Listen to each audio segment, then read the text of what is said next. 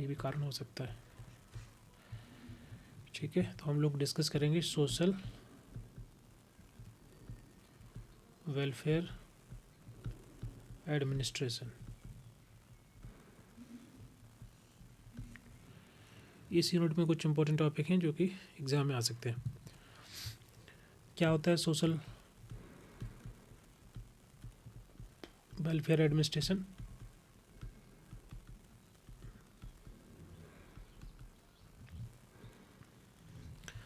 Social welfare administration का मतलब क्या होता है? The administration of social welfare. तो इसको आपको पता होना चाहिए कि सोशल वेलफेयर क्या है, किस तरीके से उसका एडमिनिस्ट्रेशन किया जाता है। What is social welfare?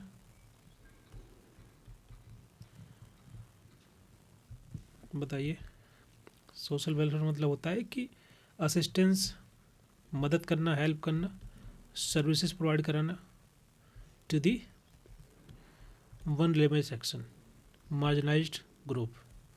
जो वनरेबल हैं, जो मार्जिनलाइज्ड कम्युनिटीज़ हैं, जो ग्रुप हैं, जो इंडिविजुअल्स हैं, उनको असिस्ट करना, उनको मदद करना, उनको हेल्प करना, उनको सर्विस प्रोवाइड कराना, ये सोशल वेलफेयर होता है।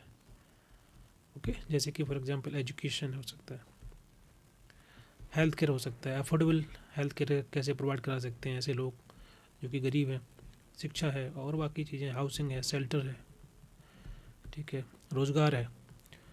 तो सभी क्षेत्रों में, अलग अलग क्षेत्रों में कैसे वनरेबल सेक्शंस को, जो मार्जिनलाइज्ड कम्युनिटीज़ हैं, उनको कैसे मदद कर सकते हैं, कैसे उनको असिस्ट कर सकते हैं, सर्विसेज प्रोवाइड कर सकते हैं, वो हमारा सोशल वेलफेयर होता है। अब ये पूरे के पूरे सोशल वेलफेयर को हमको एडमिनिस्ट्रेशन कैसे करना है, उसको हम बोलते हैं सोशल वेलफेयर एडमिनिस्ट्रेशन। ओके, जैसे एजुकेशन को लेकर एक पॉलिसी बनी है, हेल्थ को लेकर के कोई पॉलिसी है, कोई प्रोग्राम है गवर्नमेंट का, या कोई एनजीओ उस प्रोग्राम को चला रहा है, रन कर रहा है। ओके, तो बड़े स्केल पे जो पॉलिसी होगी, जो प्रोग्राम होगा, उसको सही से गवर्न करना होगा, सही से उसका एग्जीक्यूशन होना चाहिए। और फिर इफेक्टिव तरीके से कैसे हम पॉलिसी को ट्रांसलेट कर पा रहे हैं ऑन अ ग्राउंड, ताकि लोगों तक वो पॉलिसी या प्रोग्राम का बेनिफिट पहुँचे, उसका सही एग्जीक्यूशन होना चाहिए। उसके लिए जो भी रिसोर्सेज चाहिए उसको कैसे हम मोबिलाइज करेंगे, इफ़ेक्टिव तरीके से कैसे यूटिलाइज करेंगे, ये सब काम आते हैं आपके एडमिनिस्ट्रेशन के। तो एडमिनिस्ट्रेशन मतलब होता है कि ऐसा प्रोसेस जिसमें किसी पॉलिसी या प्रोग्राम को हम इम्प्लीमेंट करते हैं, उसको मैनेज करते हैं, ओके, ताकि जो कम्युनिटी है वहाँ तक उस प्रोग्राम का, उस पॉलिसी का बेनिफिट पहुँचता रहे। ओके, तो ये सब एडमिनिस्ट्रेशन में आता है। इसमें प्लानिंग आ गया आपका, implementation of the any program, ठीक है, डायरेक्शन, कोऑर्डिनेशन करना, ठीक है, जो रिसोर्सेस हैं उसका सही utilization and the control, and जो डिफरेंट एक्टिविटी है उनको एग्जीक्यूट करना। All these things, different parts come under this administration. इसको बोलते हैं सोशल वेलफेयर एडमिनिस्ट्रेशन। क्लियर है?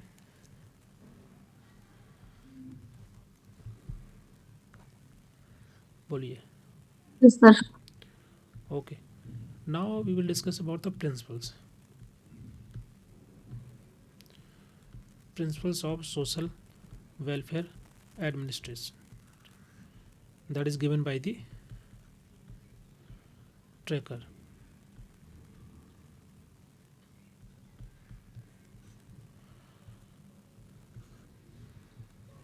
Principle of social work values. Social work values का मतलब क्या है कि हम जिन वैल्यूज़ की बात करते हैं, जैसे कि सोशल वर्क की जो डेफिनेशन है, ओके, उसमें हम बात करते हैं सोशल जस्टिस की, तो वही वैल्यूज़ यहाँ पर फॉलो करनी होती है। Human dignity, human rights, equity promote करना, कि लोगों की एम्पावर करना।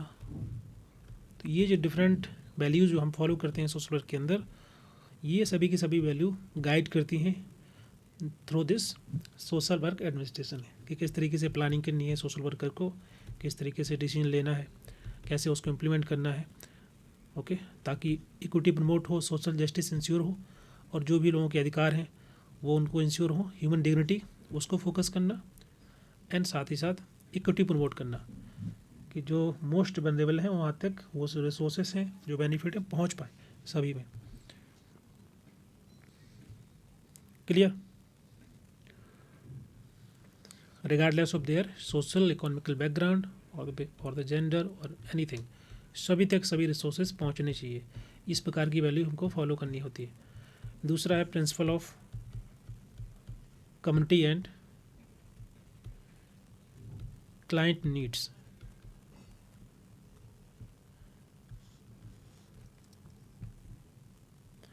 इसका मतलब हुआ कि जो कम्युनिटी की फेल्ट नीड है, जो महसूस की जाने वाली ज़रूरतें हैं, कम्युनिटी को अगर लग रहा है कि उनकी कम्युनिटी में हेल्थ को लेकर के बहुत सारी कंसर्न है तो हेल्थ केयर होना चाहिए, या किसी कम्युनिटी में एजुकेशन को लेकर के कंसर्न है तो शिक्षा उनको मिलनी चाहिए, या बेरोजगारी है तो एम्प्लॉयमेंट हो गया। तो जो भी कम्युनिटी के द्वारा महसूस की जाने वाली ज़रूरत है, ओके, उसको सही तरीके से असेस करना, उसका क्रिटिकल एनालिसिस करना, एंड पार्टिसिपेशन बढ़ाना। मतलब ऐसा ना हो कि उनकी नीड को हम एड्रेस कर रहे हैं लेकिन उनकी भागीदारी है नहीं उसके अंदर। ओके, तो जो प्रोग्राम होना चाहिए that is totally based on the need of the community and also their participation in the process to address their need. जैसे पार्टिसिपेशन कैसे बढ़ता है, आप ग्रुप डिस्कशन करते हैं, उनके साथ डिस्कस करते हैं पॉलिसी को लेकर के, या जो प्रोग्राम इम्प्लीमेंट करने वाले हैं उनकी समस्याओं को एड्रेस करने के लिए। तो वो अलाइन होना चाहिए लोगों की डिमांड के हिसाब से, उनकी डिमांड क्या है और हम क्या प्रोग्राम लॉन्च कर रहे हैं उनकी डिमांड को फुलफ़िल करने के लिए। So that should be align. तो उसके लिए ग्रुप डिस्कशन, पार्टिसिपेशन, उनके डिफरेंट ओपिनियन को लेना, ये सभी आते हैं कम्युनिटी एंड क्लाइंट नीड। तीसरा है प्रिंसिपल ऑफ एजेंसी पर्पज़।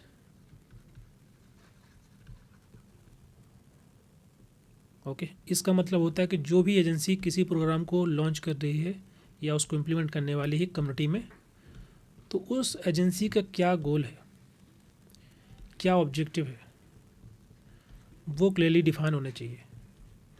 और साथ ही साथ जो भी एक्टिविटी उसके द्वारा की जाएगी that should be align with the objective and the mission of agency. जैसे कोई एनजीओ है, ओके, तो अगर वो फंड, उस फंड का यूटिलाइजेशन किया जा रहा है हेल्थ सेक्टर के लिए, तो उसी के लिए होना चाहिए, ना कि और किसी पर्पज़ के लिए। बिकॉज उसका जो पर्पज़ है that is totally based to provide the health facility to the community, तो उसको उसी रूप से यूज करना है। तो जो पर्पज़ है एजेंसी का, उसके अलाइन करना है वर्क। क्लियर? बोलिए। Yes sir. नेक्स्ट है प्रिंसिपल ऑफ कल्चरल सेटिंग।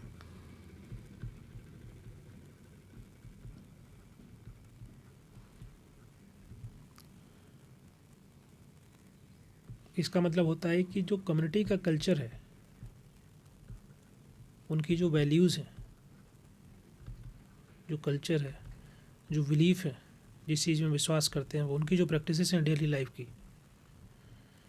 ठीक है, तो उसके जो भी हम काम करने वाले हैं, जो भी ये जैसे मान लीजिए कोई प्रोग्राम है उसको इम्प्लीमेंट करने वाले हैं, that should be align with the culture, with the tradition, with the belief, with the practice of the community. तो उसके पहले हमको उन कम्युनिटी के कल्चर को अंडरस्टैंड करना होगा, ये सबसे महत्वपूर्ण होता है। ओके, जैसे for example family planning awareness campaign चलाना है, तो जिस भी कम्युनिटी के साथ ये कैंपेन आप चलाने वाले हैं, उन लोगों को अवेयर करने वाले हैं, तो पहले उस कम्युनिटी के कल्चर को समझो, और वो सफल तभी होगा जब आप उसके कल्चर को समझ पाएंगे। जैसे कि ये जो प्रोग्राम होगा फैमिली प्लानिंग का, अगर आप उनकी भाषा में अवेयर करेंगे, उनको बताएंगे, तो शायद बेहतर तरीके से समझ सकते हैं। या कुछ ऐसे एस्पेक्ट जैसे कल्चरल सेंसिटिव चीज़ें होती हैं, सेंसिटिव चीज़ें, तो उसके साथ अलाइन करना होगा, तभी आपका कोई भी प्रोग्राम या अवेयरनेस कैंपेन सफल हो सकता है। ओके, तो पहले उनकी कल्चर्स को, उनकी बिलीफ को, उनकी प्रैक्टिसेस को, उनकी वे ऑफ लाइफ को समझो, देन इम्प्लीमेंट एनी इनिशिएटिव। इसको बोलते हैं कल्चरल सेटिंग। नेक्स्ट है प्रिंसिपल ऑफ पर्पजफुल रिलेशन। तो ये तो हम लोग डिस्कस किए हैं कई बार, पर्पजफुल रिलेशंस बनाना। नेक्स्ट है प्रिंसिपल ऑफ एजेंसी टोटलिटी।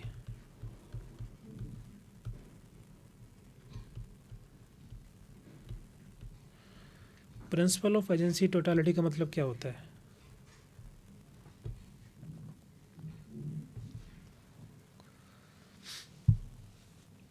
बताइए, anybody, what is the agency totality?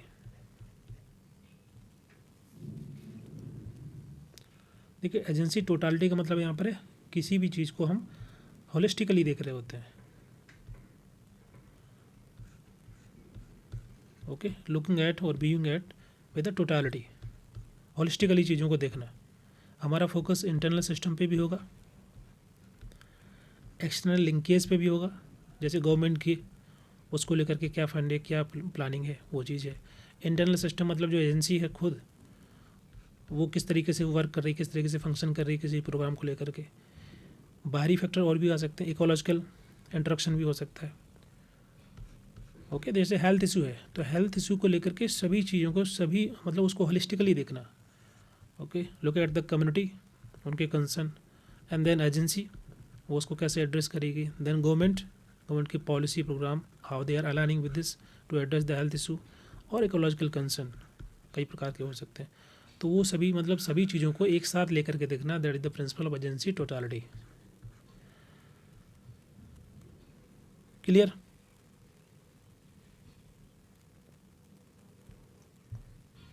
Yes sir. Okay, next है प्रिंसिपल ऑफ प्रोफेशनल रिस्पॉन्सिबिलिटी।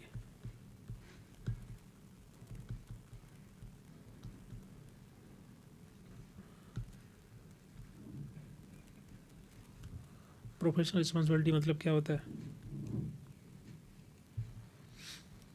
इसका मतलब होता है कि सोशल वर्क एडमिनिस्ट्रेशन से ये एक्सपेक्ट किया जाता है कि जो भी एथिक्स है उनको फॉलो कर रहे हैं, अकाउंटेबिलिटी सुनिश्चित कर रहे हैं अपनी, ट्रांसपेरेंसी भी है और कम्पिटेंट भी हैं अपने काम करने में। So that is very expected, ये एक्सपेक्ट किया जाता है on the social work administration कि that should ensure ethical principles को फॉलो करना, अकाउंटेबिलिटी सुनिश्चित करना, ट्रांसपेरेंसी होनी चाहिए और कम्पिटेंट भी होना चाहिए। ओके, जैसे सोशल वर्कर है तो सोशल वर्कर से ये एक्सपेक्ट किया जाता है कि जो क्लाइंट की इन्फॉर्मेशन है, जो कॉन्फिडेंशियलिटी है, उस चीज़ को इंश्योर करे, मेंटेन करे, किसी प्रकार से भी किसी प्रेशर में ना आना। ओके, तो ये दिखाता है उस व्यक्ति की प्रोफेशनल इंटीग्रिटी कि कैसे अपने प्रोफेशन में वो सही तरीके से काम कर रहा है। तो प्रोफेशनल रिस्पॉन्सिबिलिटी को इंश्योर करना। नेक्स्ट है principle of participation.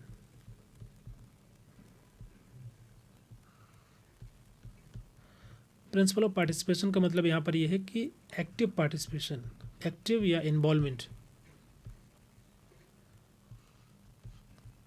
Okay, of the beneficiaries, जो बेनिफिशरीज हैं उनका भी पार्टिसिपेशन होना चाहिए उस प्रोसेस में, उनका इन्वॉल्वमेंट होना चाहिए। किस प्रोसेस में? प्लानिंग करने में, क्योंकि हम प्लानिंग इसलिए उन्हीं के लिए कर रहे हैं, तो उनका पार्टिसिपेशन इम्प्लीमेंटेशन प्रोसेस के अंदर उनकी भागीदारी होनी चाहिए। जब हम उनकी नीड को एवेलुएट कर रहे हैं तो उस एवेलुएशन प्रोसेस में अंदर उनकी भागीदारी होनी चाहिए।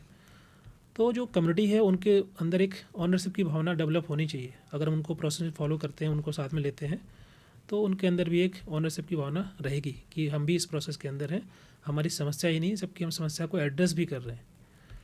तो पार्टिसिपेशन मोस्ट इम्पॉर्टेंट है।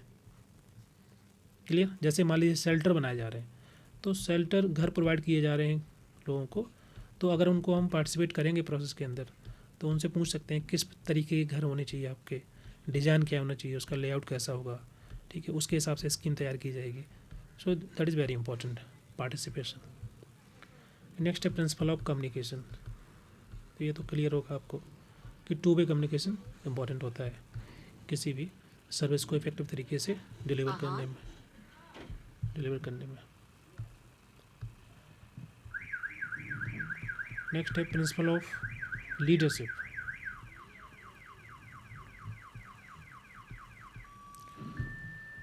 प्रिंसिपल ऑफ लीडरशिप का मतलब हुआ कि जो भी विजनरी लीडर होगा, ओके, वो सही तरीके से इनोवेट तरीके से जो रिसोर्सेस हैं उनको आगे बढ़ा पाएगा, उनको यूटिलाइज कर पाएगा, लोगों को मोटिवेट कर पाएगा, जो टीम है उनकी उसको मोटिवेट करना।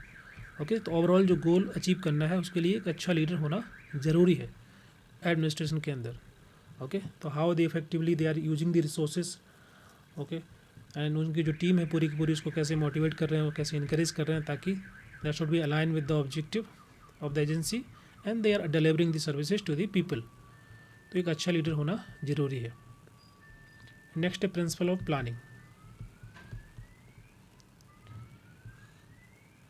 प्लानिंग का अभी डिस्कस किए थे, जैसे कि पार्टिसिपेशन होना चाहिए प्लानिंग में, कोलेबोरेशन होना चाहिए with the community member. Okay, ये सब। Principle of organization. Principle of organization मतलब हुआ कि चूँकि ये काम एडमिनिस्ट्रेशन का है, थोड़ा लेंदी वर्क होता है, डिफ़िकल्ट होता है, सो इसमें जो रोल है ऑर्गेनाइजेशन के अंदर, जो रिस्पॉन्सिबिलिटीज़ हैं वो सही तरीके से डिमार्केटेड हो, सबकी रिस्पॉन्सिबिलिटी रोल सही तरीके से डिवाइड हो। ओके, अगर रोल रिस्पॉन्सिबिलिटी सही से डिवीजन प्रॉपर होगा तो बेटर कोऑर्डिनेशन हो पाएगा, बेटर कोलेब्रेशन हो पाएगा। ओके, क्योंकि एडमिनिस्ट्रेशन में बहुत सारे लोग होते हैं, तो ज़्यादा मैन पावर होगी तो उनके काम और रिस्पॉन्सिबिलिटी अगर सही तरीके से डिवाइड होंगे then they can easily coordinate collaborate to execute any program, और स्मूथ ऑपरेशन के लिए इम्पॉर्टेंट भी है। क्लियर?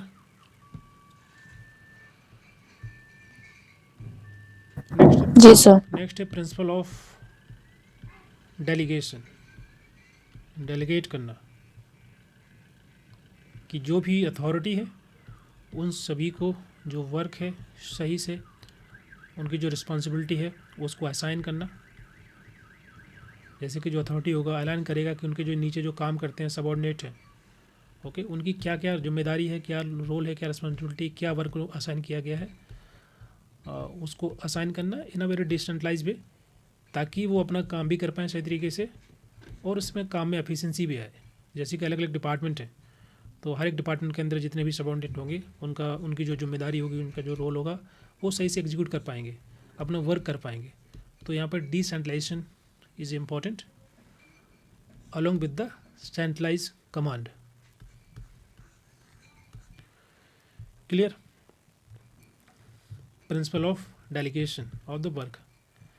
प्रिंसिपल ऑफ कोऑर्डिनेशन, तो कोऑर्डिनेशन तो आपको समझ में आ जाएगा कि क्या मतलब होता है, कि जो भी इंटरनल एक्सटर्नल कोऑर्डिनेशन करना है गवर्नमेंट बॉडी के साथ, एनजीओ के साथ और कम्युनिटी के साथ अलग अलग तरीके से, how effectively we are coordinating with the different department, different community.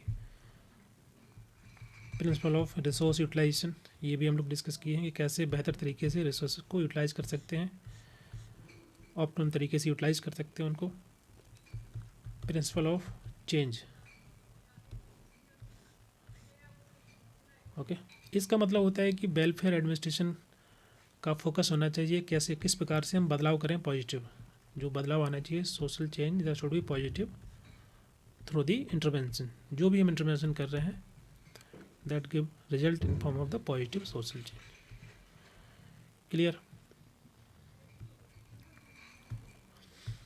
Next है प्रिंसिपल ऑफ इवेल्युएशन, मूल्यांकन करना, मतलब प्रोसेस का जो ऑनगोइंग प्रोसेस है उसको हम कैसे मॉनिटर कर रहे होते हैं, कैसे उसको एवेल्युएट कर रहे होते हैं, ताकि ओवरऑल इम्पैक्ट हम असेस कर पाएँ कि इस प्रोग्राम का क्या इम्पैक्ट रहा, कितना चेंजेस आ रहा है पॉजिटिव।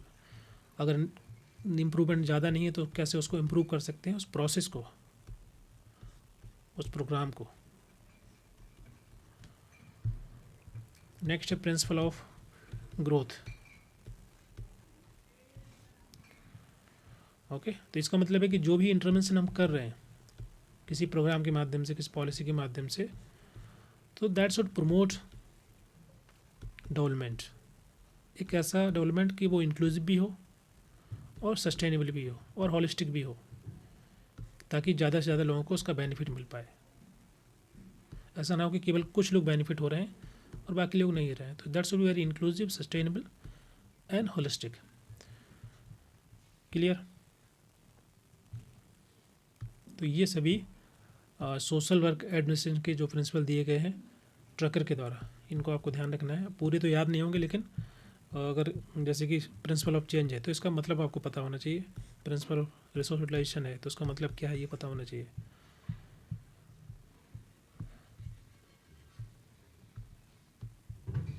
और पूरे याद कर पाएंगे तो अच्छा है, 17-18 है।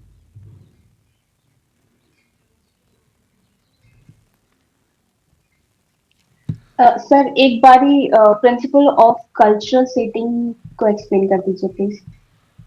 ठीक है, कल्चर सेटिंग का मतलब होता है कि जिस कॉन्टेक्स्ट में आप किसी प्रोग्राम को या किसी इंटरवेंशन को आप करने वाले हैं, तो वहाँ के कल्चर को समझना, पहले अंडरस्टैंड करना, वहाँ उनकी जो वैल्यूज़ हैं, उनके जो ट्रेडिशंस हैं, उनकी जो वे ऑफ लाइफ, उनकी जो भाषा है, वो कैसे रह रहे हैं, किस चीज़ को कैसे एक्सेप्ट कर रहे हैं कि नहीं कर रहे हैं। ठीक है, उस चीज़ को ध्यान में रखते हुए किसी प्रोग्राम को इम्प्लीमेंट करना। जैसे एग्जांपल देते हैं कि यहाँ पर एक गवर्नमेंट के द्वारा प्रोग्राम लॉन्च किया गया था, to provide the shelter to the tribal community.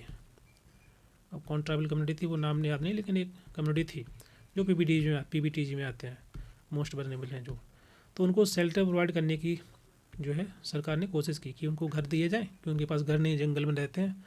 तो वो प्रोग्राम को इम्प्लीमेंट किया गया। इम्प्लीमेंट करने के बाद उन लोगों को उसमें शेल्टर प्रोवाइड किया गया, वहाँ पर रहना शुरू किया। और आफ्टर सम टाइम्स उन्होंने वो सब शेल्टर, जितने घर बने थे, उनको छोड़ दिया और दोबारा जा कर के अपने जंगल में जैसे पहले रहते थे रहना शुरू कर दिया। फिर कुछ समय बाद उस प्रोग्राम का इम्पैक्ट असेसमेंट किया गया कि कितना इसमें बदलाव हुआ है, कितना चेंजेस हुआ है, किस तरीके से जो शेल्टर प्रोवाइड किया उसका कोई बेनिफिट है कि नहीं है। तो देखा गया कि ज़्यादातर लोग सब घर को छोड़ के चले गए थे और अपना वापस जहाँ रहते थे वहीं रहना शुरू कर दिए। जब उनसे पूछा गया कि ऐसा क्यों किया, तो उन्होंने कहा कि जो घर बनाए हैं वो घर इस तरीके के बने हैं कि उसमें जो है बहुत ज़्यादा वेंटिलेशन है, सूरज की रोशनी बहुत ज़्यादा आती है, गेट वगैरह लगे हैं, खिड़की वगैरह लगी है, और उनका बिलीफ है कि उनके जो भगवान जहाँ रहते हैं वहाँ अंधेरा होना चाहिए।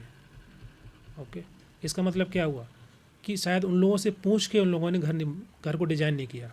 उसका जो लेआउट था, उनका पार्टिसिपेशन उसमें नहीं था, उनका कल्चर, उनका रिलीजन या जो बिलीव करते हैं उसके अलाइन नहीं कर रहा था, इसलिए वो लोग घर छोड़ दिए। बिकॉज उनको लगता था कि अगर यहाँ पर मेरे भगवान नहीं रह सकते, जिनकी पूजा करता हूँ मैं, और रोशनी में नहीं रहते, वो अंधेरे में रहते हैं, तो ऐसे घर नहीं बनाया गया सरकार के द्वारा। इसका मतलब क्या है, गवर्नमेंट के द्वारा जो प्रोग्राम लॉन्च किया गया वो कल्चरली सेंसिटिव नहीं था, कल्चर को नहीं समझा गया, उनकी जो वे ऑफ लाइफ थी, उनका जो बिलीफ था उसको नहीं समझा गया, और प्रोग्राम बाद में फेल हो गया। तो इसका मतलब यही है कि हम जो भी प्रोग्राम इंटरवेंशन करने वाले हैं, that should be align with the culture और कल्चरल कॉन्टेक्स्ट, उनका जो बिलीफ है, उनकी जो ट्रेडिशंस है, उसके साथ अगर अलाइन कर पाएंगे तभी हमारा इंटरवेंशन सफल होगा, नहीं तो असफल हो जाएगा। समझ में आ रहा है? जी sir, thank you. Okay, next हम बात करेंगे फाइनेंशियल एडमिनिस्ट्रेशन।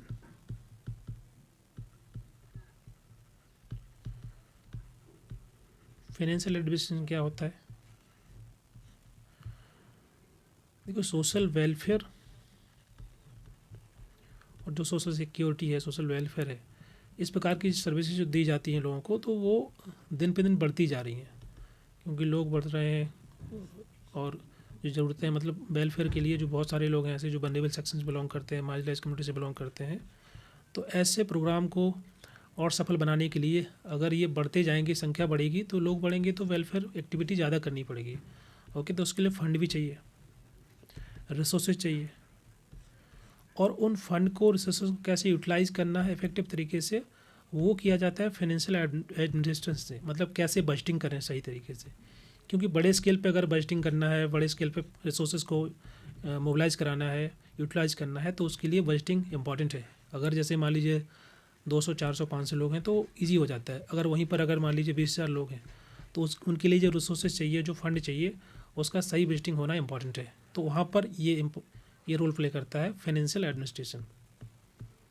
ओके, ताकि हम फंडिंग के बारे में, पैसे के बारे में, जो रिसोर्सेज हैं उसको सही से बजटिंग कर पाएँ, सही एक्सपेंडिचर हो, सही जगह खर्चा किया जाए, और ऑप्टिमम यूटिलाइजेशन हो रिसोर्सेज का, उसकी ट्रांसपेरेंसी भी रहे, अकाउंटेबिलिटी सुनिश्चित हो, और प्रॉपर ऑडिट हो। तो ये उसके लिए चाहिए फाइनेंशियल एडमिनिस्ट्रेशन। क्लियर? बोलिए। Yes sir. ओके, तो इसके बहुत सारे जनरल एडमिनिस्ट्रेशन के प्रिंसिपल हैं, जैसे कि principle of effective control.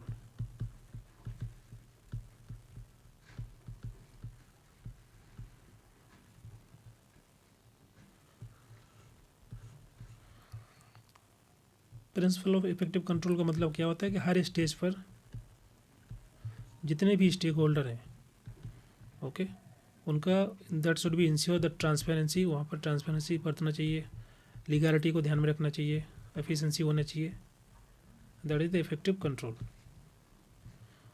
Okay, जैसे मिनिस्ट्री ऑफ फाइनेंस है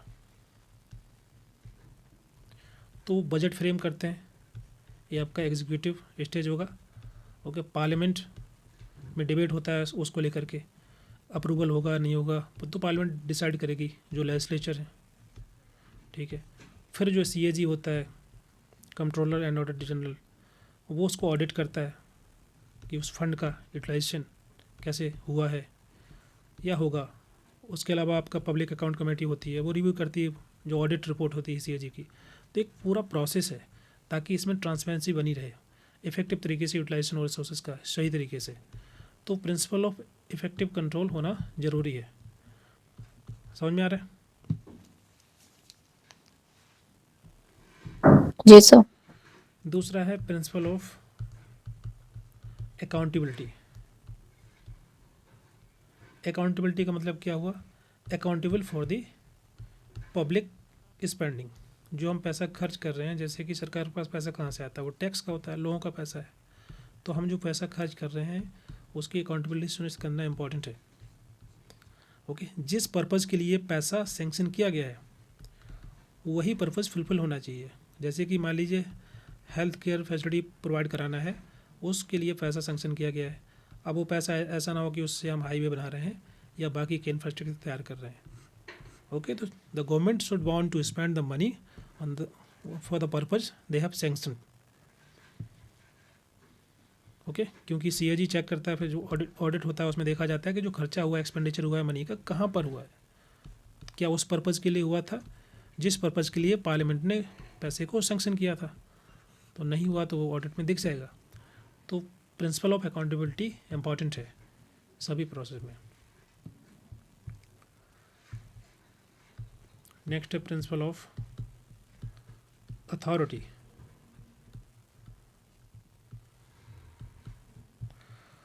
प्रिंसिपल ऑफ अथॉरिटी का मतलब क्या हुआ? क्योंकि जैसे फॉर एग्जांपल सरकार को अगर कोई नया टैक्स स्टार्ट करना है, कोई इम्प्लीमेंट करना है, तो ऐसा नहीं है कि डायरेक्टली वो कोई भी टैक्स को लागू कर देंगे। ओके, उनको पहले जो बिल लाना पड़ेगा, या पहले से कोई टैक्स है तो उसमें अमेंडमेंट बिल लाना पड़ेगा पार्लियामेंट के अंदर।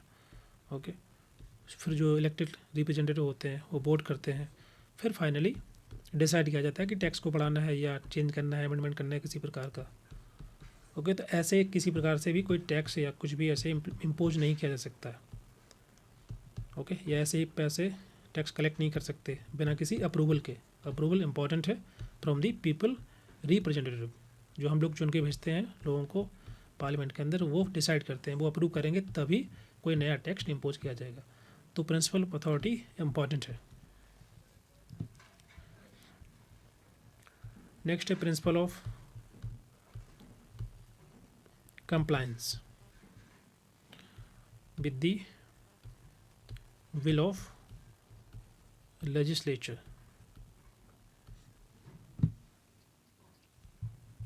ओके, इसका मतलब यही हुआ कि जो भी सरकार पैसा खर्च करती है, मतलब ऐसा कोई एक्सपेंडिचर ना हो पब्लिक से, मतलब पब्लिक का जो पैसा है कि पार्लियामेंट के द्वारा सेंक्शन कर दिया गया है और उसका गलत यूज हो रहा है। ओके, या फिर जैसे सरकार जब तक अप्रूव नहीं करेगी, जैसे फॉर एग्जांपल ऐसा ही नहीं हो सकता है कि सरकार कोई पैसा जो है बजट को, उसके लिए बजट अप्रूवल नहीं हुआ, सरकार उस पैसे का यूटिलाइजेशन कर ले कुछ और पर्पज़ के लिए, तो वो क्या होगा? अनकॉन्स्टिट्यूशनल हो जाएगा। ओके, भले ही वो अच्छे काम के लिए कर रहे हैं, जैसे कि अब फंड है, फंड उठा लिया उन्होंने बिना अप्रूवल के और उसको खर्च कर दिया किसी और पर्पज़ के लिए, भले ही अच्छे पर्पज़ के लिए, लेकिन वो भी अनकॉन्स्टिट्यूशनल कहलाएगा। ओके, तो ये इस चीज़ को ध्यान में रखना होता है कि legislature they should approve the money, approve the expenditure. ऐसे किसी प्रकार से जो पब्लिक एक्सचेकर होता है, इससे आप फंड लेकर के कहीं पर भी खर्च नहीं कर सकते। That will be unconstitutional. Clear? जैसे कि मान लीजिए स्मार्ट सिटी प्रोजेक्ट है, तो सरकार उस पर खर्च करना चाहती है, they want to spend on money, और उन्होंने बहुत सारा पैसा बजट के बिना अप्रूवल के ही ऐसे उसमें खर्च कर दिया तो वो हमारा अनकॉन्स्टिट्यूशनल होगा. So that is a principle of compliance with the bill of the legislature. बिना लेजिस्लेचर के अप्रूवल के they can't spend the money.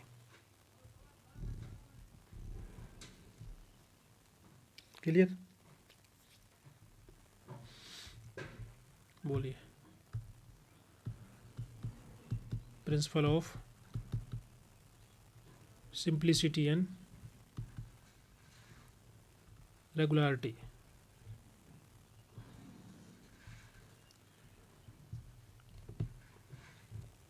इसका मतलब क्या होता है?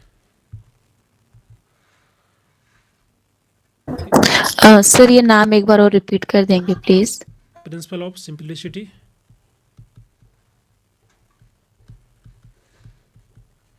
And regularity.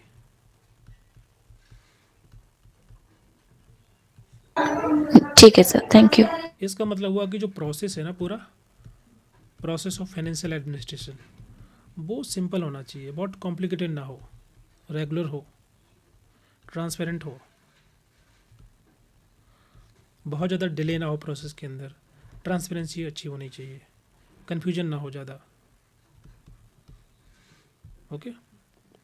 जैसे रेड टेपिज्म है, वो सब ज़्यादा नहीं होना चाहिए, करप्शन ज़्यादा नहीं होना, मतलब जो करप्शन तो होना नहीं चाहिए. ओके. ताकि डिफ़िकल्टी ना हो समझने के लिए पूरे के पूरे प्रोसेस को. क्लियर? तो इस प्रकार का सिस्टम बनना चाहिए कोई भी, जैसे जहाँ पर फंड का यूटिलाइजेशन किया जाता है, तो एक ऐसा एक बोल सकते हैं सेंट्रलाइज सिस्टम हो, वो इंश्योर करे कि भाई लगातार पैसा टाइम टू टाइम पैसा मिलता रहे. ठीक है. डिले ना हो बिल्कुल भी, ट्रांसपेरेंसी रहे उसमें. ओके. ये सब चीज़ें सुनिश्चित हों. जैसे फॉर एग्जांपल अभी क्या होता है कि जो जीआरएफ का पैसा आता है फॉर एग्जांपल, तो यूजीसी भेजता है उसको, आपको डायरेक्ट आपके अकाउंट में आएगा. पहले ऐसा नहीं होता था. पहले आपको हर महीने एक फॉर्म भरना पड़ता था, फिर वो आपको उस पर साइन करेगा सुपरवाइजर, एचओडी, फिर जो भी आपके यूनिवर्सिटी कॉलेज में डिपार्टमेंट हैं वो लोग उसको अप्रूव चेक करेंगे, फिर ऑडिट करेंगे, फिर उसको भेजेंगे यूजीसी, फिर यूजीसी पैसा भेजेगा कॉलेज को, कॉलेज फिर देगा बच्चे को. तो 3-4 महीने लगते थे, कई बार बहुत डिफिकल्टी होती थी. तो क्या एक ऐसा सिस्टम नहीं था. अभी सिस्टम ऐसा है कि आपको कुछ नहीं करना है, ऑटोमेटिक हर महीने पैसा यूजीसी ग्रांट कर देता है और वो डायरेक्टली आपके अकाउंट में आ जाएगा. आपको बस स्टार्टिंग में जब आपका एडमिशन होगा तभी आपको रजिस्ट्रेशन करना है यूजिंग दी जीआरएफ लेटर, जो आपको लेटर मिलता है. बस बाकी प्रोसेस पूरे 4-5 साल तक आपको कुछ नहीं करना है. तो ये क्या ट्रांसपेरेंट हो गया, जो सिस्टम बन गया है फेलोशिप वाला, वो ट्रांसपेरेंट है. पेमेंट डिले नहीं होता है, टाइम से पेमेंट आता है, ट्रांसपेरेंसी है, किसी प्रकार से कोई दिक्कत नहीं है. तो यही है कि सिंपलिसिटी होनी चाहिए, रेगुलरिटी होनी चाहिए. मीन्स जो प्रोसीजर है फाइनेंशियल एडमिनिस्ट्रेशन का, that's be very simple, clear and transparent. Clear? Yes sir. Principle of uniformity.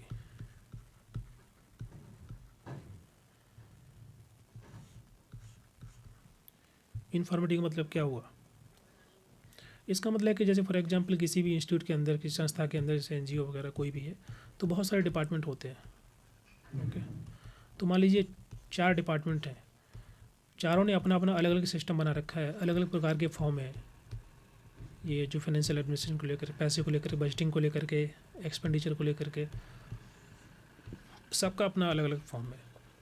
तो अगर सभी के डिफरेंट फॉर्म होंगे तो उसको चेक करना है ना, वो डिफ़िकल्ट हो जाएगा. अगर मान लीजिए एक ही प्रकार का कोई फॉर्म है, मान लीजिए फॉर्म ए है, सभी लोग उसी को यूज करते हैं, सब लोग अपनी एंट्री उसी में भरते हैं, तो जो चेक करने वाला होगा उसको थोड़ा ईजी होगा, क्योंकि एक ही प्रकार के फॉर्म में अलाइन कर सकते हैं, समझ सकते हैं. तो इस प्रकार से मतलब इन्फॉर्मेटिव होनी चाहिए. तो एक ऐसा सिस्टम बना दीजिए, जैसे ऑनलाइन कोई पोर्टल बना दीजिए, जहाँ पर एक ही प्रकार का फॉर्म आएगा और हर एक डिपार्टमेंट उसी फॉर्म को फिल करेगा, उसका कितना खर्चा हुआ है, कितना एक्सपेंडिचर है, कितना बचा हुआ है, कौन कौन सी चीज़ों में खर्चा किया है, तो वो ईजी होगा चेक करने वाले को. तो इन्फॉर्मेटिव होनी चाहिए सिस्टम के अंदर. क्लियर? तो accounting format should be similar for the all department. Okay. जैसे डिस्पैरिटी कम होगी, मतलब एनालिसिस करना ईजी हो जाएगा, रिपोर्टिंग करना ईजी होगा, क्योंकि हम सबको इकट्ठा कर सकते हैं एक साथ. तो एक इन्फॉर्म अकाउंटिंग सिस्टम होना चाहिए. That is a principle of uniformity. Next है principle of unity in the organisation. इसका मतलब हुआ कि कोऑर्डिनेशन जो है within the organisation that should be very central. Okay, central का मतलब ये नहीं कि इसमें किसी प्रकार का कि जो सेंट्रल अथॉरिटी है वही कंट्रोल कर रही है।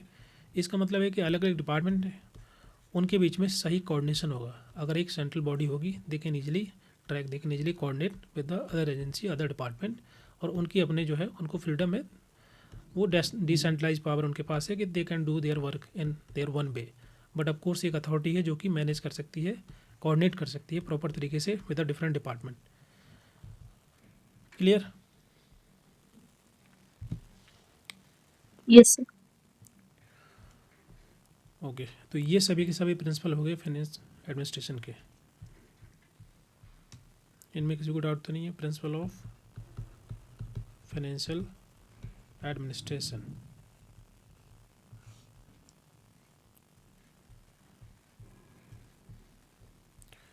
नेक्स्ट बात करेंगे कंपोनेंट, या इसको स्कोप बोलते हैं, ऑफ सोशल वेलफेयर एडमिनिस्ट्रेशन। ये मैनेजमेंट में भी हम लोग पढ़ रहे होते हैं, जो कि है POSDCORP, that is given by the Luther Gulick. तो ये बेसिकली रिप्रेजेंट करता है डिफरेंट फंक्शंस को किसी भी ऑर्गेनाइजेशन के अंदर। That is a function of management. यहाँ पर हम लोग पढ़ते हैं Sorry, administration. I can't make a phone call with your iPad. एक मिनट, ये ऑटोमेटिक बोलना शुरू कर देता है। ओके, तो ये इसको बोलते हैं फंक्शंस ऑफ मैनेजमेंट। अब इनके बारे में तो ऑलरेडी आपको पता होगा, तो इसको रिपीट नहीं करूँगा। P मतलब प्लानिंग, E मतलब ऑर्गेनाइजिंग, S का मतलब स्टाफिंग है, D का मतलब डायरेक्टिंग, C का मतलब कोऑर्डिनेशन, CO पूरा, CO मतलब कोऑर्डिनेशन, R का मतलब रिपोर्टिंग, B का मतलब बजटिंग।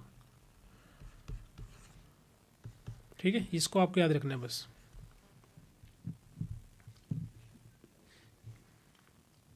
बोलिए, क्लियर है? मतलब इनके में किसी को समझना है कोई एक फंक्शन, या आई थिंक हो जाएगा आपको क्लियर।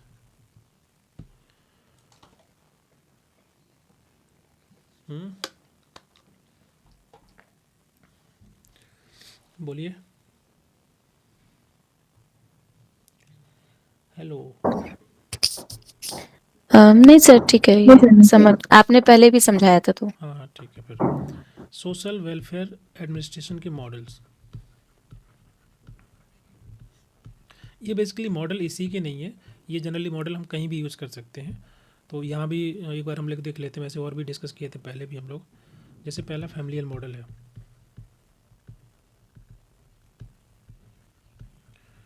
दूसरा आपका रेसिडुअल मॉडल है, रेसिडुअल वेलफेयर मॉडल लिटमस के द्वारा दिया गया है। Achievement performance model. तो इस प्रकार के बहुत सारे मॉडल हैं। इंस्टीट्यूशनल रीडिस्ट्रीब्यूशन मॉडल,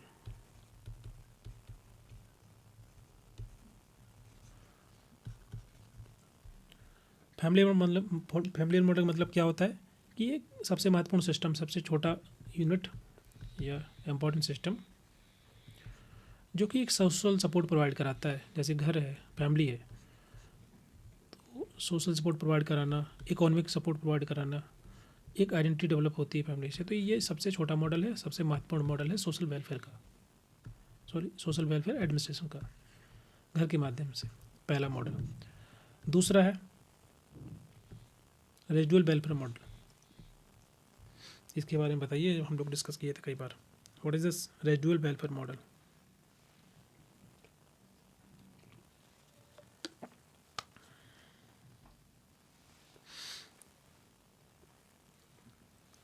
सर जब फैमिली और मैनेजमेंट इसका हेल्प करने के लिए, नीड को फुलफिल करने के लिए अक्षम होता है, तब गवर्नमेंट एक मतलब कुछ दिन के लिए उसको हेल्प प्रोवाइड करता है। मतलब वो टेम्पररी होता है, वो उसका हेल्प जो गवर्नमेंट हेल्प हाँ करता है। बिल्कुल, जब फैमिली मॉडल आपका वर्क ना करे, और दूसरा जो प्राइवेट मार्केट है, मतलब जैसे कोई व्यक्ति कहीं पर जॉब करता है तो जॉब चली जाए, या जैसे कोविड के टाइम पे तो नौकरी भी नहीं थी, पैसे भी नहीं थे, तो दोनों सिस्टम उतनी फंक्शन नहीं कर रहे थे, तो ऐसे केस में गवर्नमेंट डिटरमिन करती है for the short period of time, कुछ समय के लिए, टू प्रोवाइड सोशल वेलफेयर, तो उसको हम बोलते हैं रेजिडुअल वेलफेयर मॉडल, कि लास्ट में जो है कोई नहीं होगा तो government will intervene to provide support. Achievement performance model का मतलब क्या होता है कि that is based on the merit performance, okay, कि जो सोशल नीड है ना, that must be address, that must be based on the performance of individuals और मेरिट बेस्ड, ओके, इसको हम बोलते हैं handmade model, handmaiden model, okay. कौन व्यक्ति कितना प्रोडक्टिव है उसके हिसाब से उसकी जो भी सोशल नीड है पूरी करना, या उसके पास स्किल्स कौन सा है, मेरिट क्या है, कितना प्रोडक्टिव है, that is called achievement performance, achievement के आधार पर। नेक्स्ट है इंस्टीट्यूशनल रीडिस्ट्रीब्यूशन मॉडल।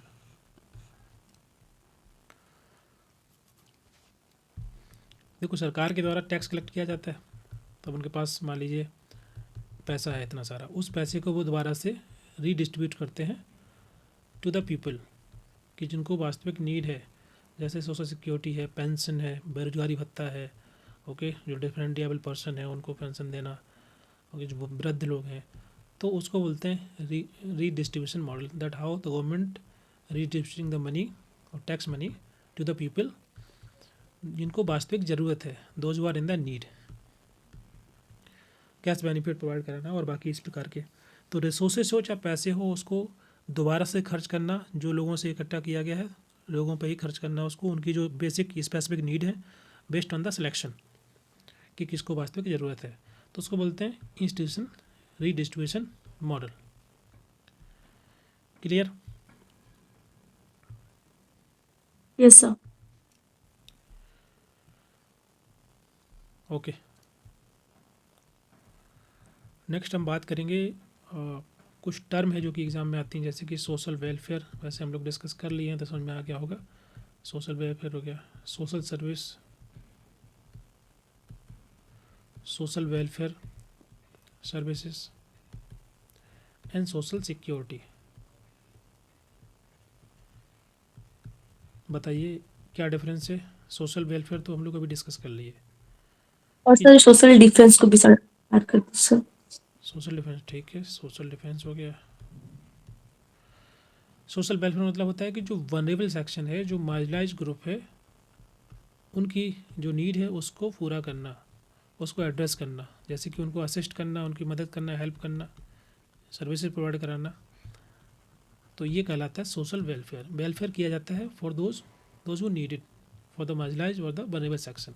दूसरा होता है सोशल सर्विस। सोशल सर्विस माने क्या होता है?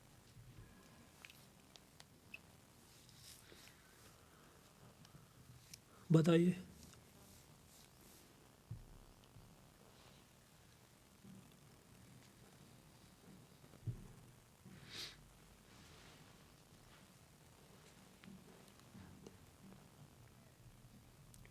Anybody, what is a social service?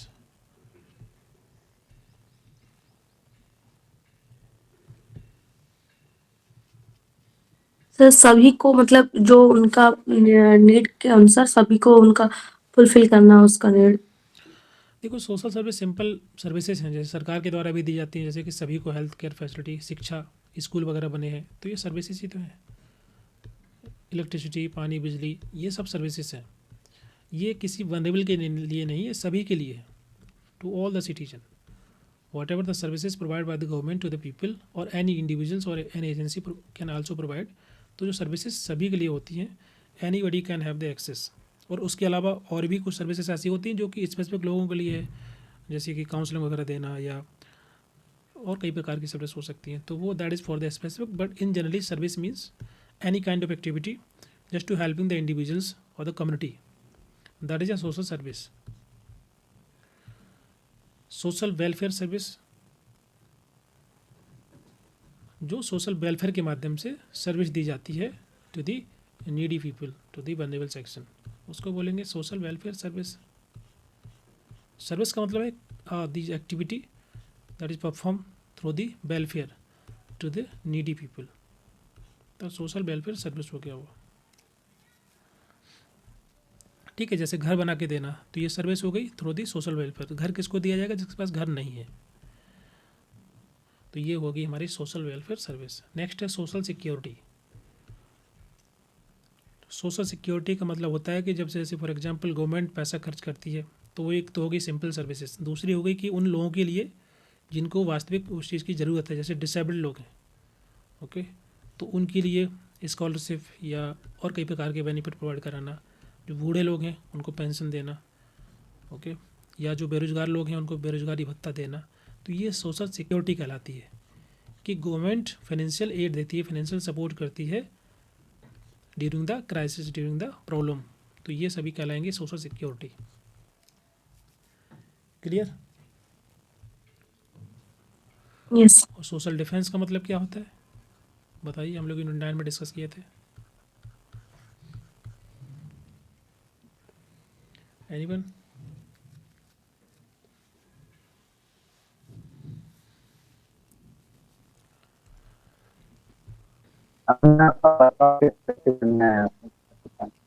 Voice break हो रहा है आपका, दोबारा बोलिए। अपना जो बचाव करते हैं ना, जो आत्मा को और कोई बताइए, आपका आवाज़ नहीं आ रहा है। एनीवन?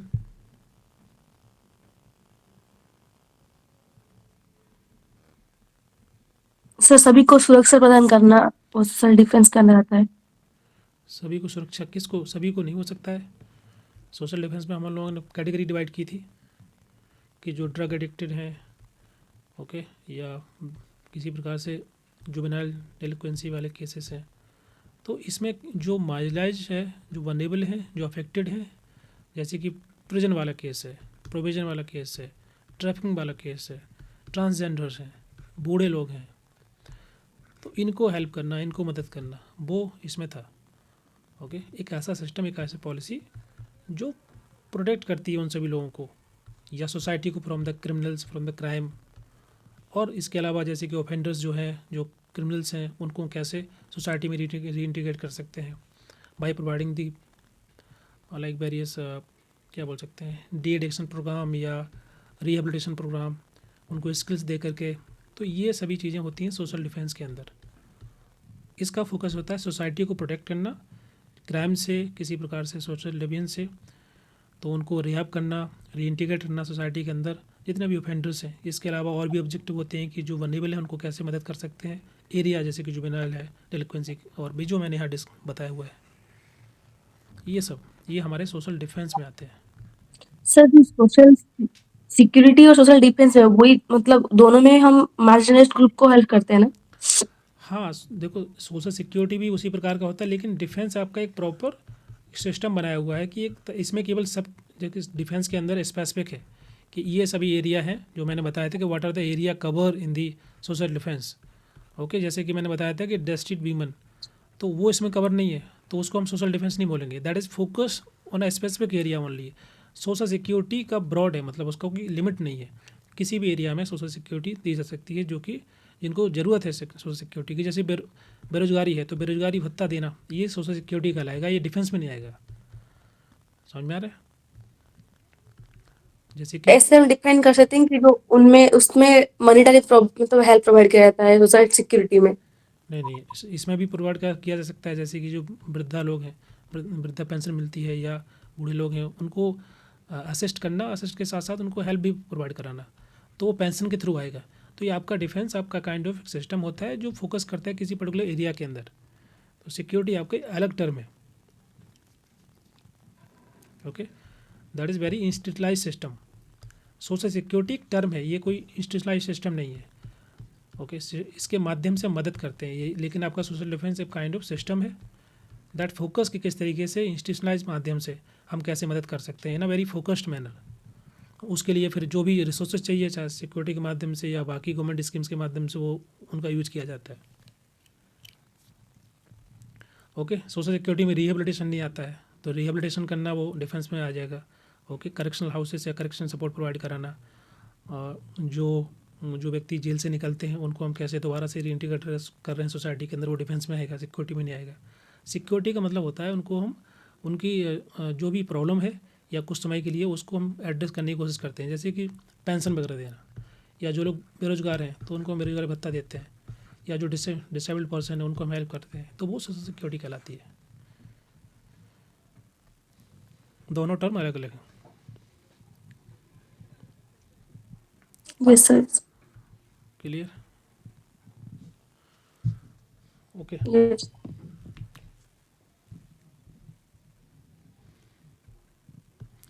ओके, नेक्स्ट हम बात करेंगे ministry of social justice and empowerment. इसके बारे में थोड़ा जानेंगे, एग्जाम में क्वेश्चन आ सकते हैं यहाँ से। तो 1953 के अंदर सेंट्रल सोशल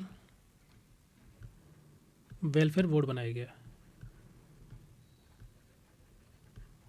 1953 के अंदर। उसके बाद 1964 में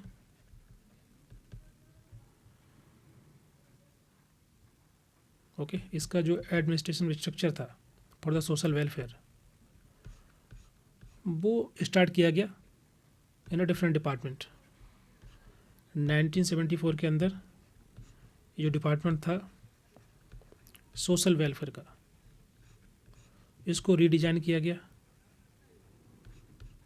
and put and come under the ministry of education and welfare.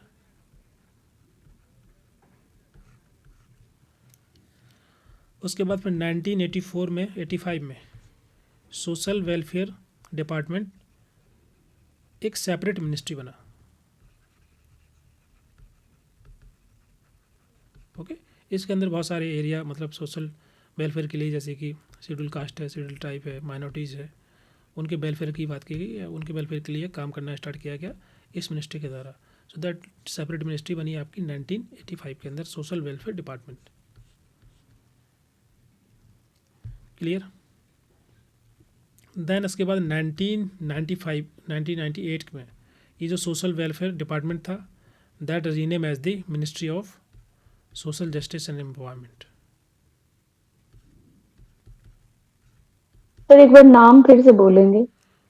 ठीक है, 1953 के अंदर इसको बोलते थे central social welfare board, central social welfare board.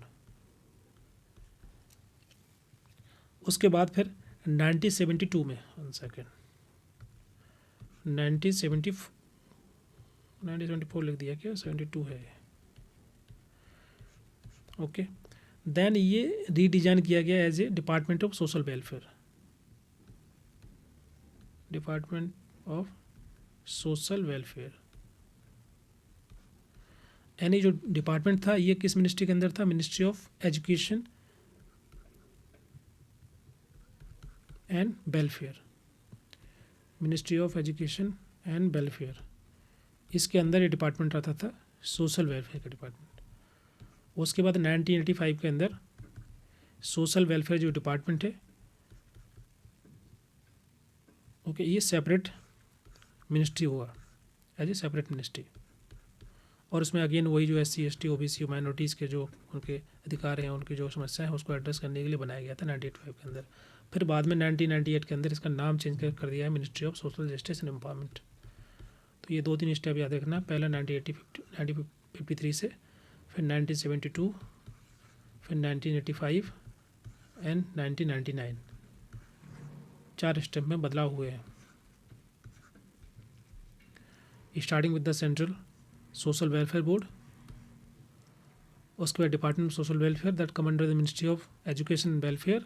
Then इसके बाद ये सेपरेट मिनिस्ट्री बना सोशल वेलफेयर डिपार्टमेंट 1985 के अंदर। देन उसके बाद नाम चेंज करके उसका हुआ ministry of social justice and empowerment. Clear? Yes, sir. And ministry of social justice and empowerment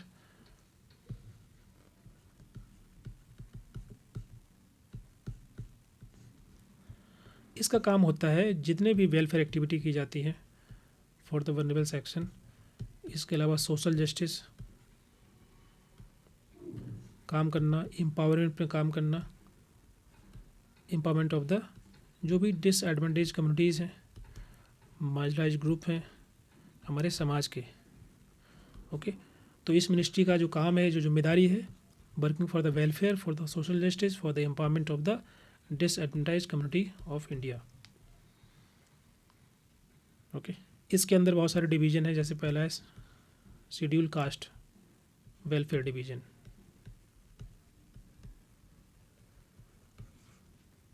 next है सोशल डिफेंस डिवीज़न जो हम लोग अभी बात कर रहे थे, वो भी इसके अंदर आएगा। प्रेम डिवीज़न, ये एग्जाम में क्वेश्चन आया हुआ था इससे, इसका फुल फॉर्म क्या है बताइए। और फोर्थ है welfare of backward class division.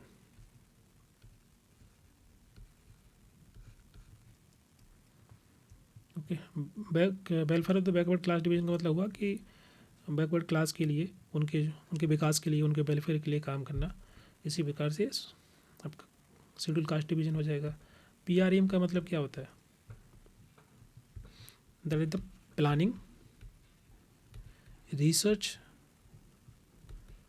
Evaluation and monitoring, ये फुल फॉर्म है, याद रखना। ओके, इसका काम होता है प्लानिंग करना। जो रिसर्च एक्टिविटी की जाती है या किसी कोई प्रोग्राम लॉन्च किया गया मिनिस्ट्री के द्वारा, तो उसको इवेलुएट करना, उसका मूल्यांकन करना और ओवरऑल मॉनिटर करना। जो भी गतिविधि एक्टिविटी है मिनिस्ट्री की, उन सबको, जो भी इनिशिएटिव लिए जाते हैं मिनिस्ट्री ऑफ सोशल एम्पावरमेंट के द्वारा, तो उसको लेकर के ये डिवीज़न काम करती है। क्लियर? बोलिए। जी सर। नशा मुक्त भारत जो इनिशिएटिव है इसी मिनिस्ट्री का है, नशा मुक्त भारत अभियान, NMBA। इसको इसी मिनिस्ट्री के द्वारा, ministry of social justice empowerment के द्वारा लॉन्च किया गया था 2020 के में। ओके, ताकि यूनिवर्सिटीज़ में, कॉलेज में, इस हायर इंस्टीट्यूशंस के अंदर जा जाके उनको अवेयर करना, बच्चों को नशा ना करने के लिए, उसके बारे में अवेयरनेस कैंपेन चलाना यूनिवर्सिटीज़ में, कैंपस में जाके, ताकि सब्सटेंस अब्यूज़ कम से कम हो, ड्रग अब्यूज़ कम हो, ड्रग के केसेस कम आए बहुत ज़्यादा, तो उसको कम करने के लिए स्पेशली जो वनरेबल डिस्ट्रिक्ट्स इंडिया के अंदर, उनमें ज़्यादा फोकस करना, या जो स्टेट जहाँ पर बहुत ज़्यादा ड्रग एडिक्शन बढ़ रहा है, तो उसको कम करने के लिए नशा मुक्त अभियान गवर्नमेंट के द्वारा 2020 में चलाया गया। क्लियर?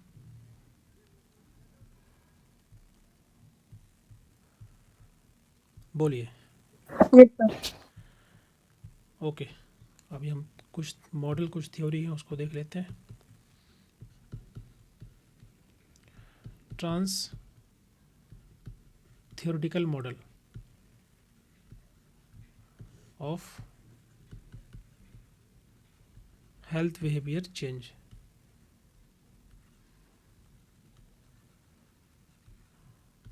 ओके, इसको स्टेज ऑफ चेंजेस भी बोलते हैं।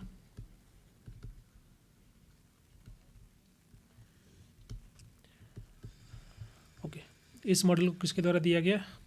एनीबडी बताइए।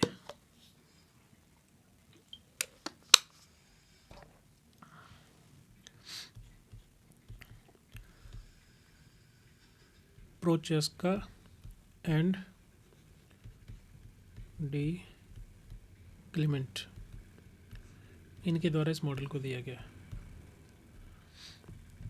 ये हम लोग डिस्कस किए थे जब PY को डिस्कस कर रहे थे। ओके, इसका मतलब क्या हुआ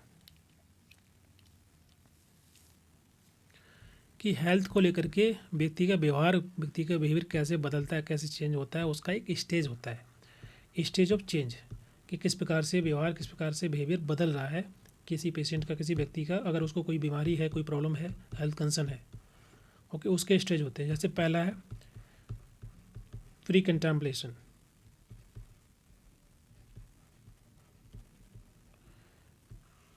प्री कंटेम्पलेशन का मतलब क्या होता है?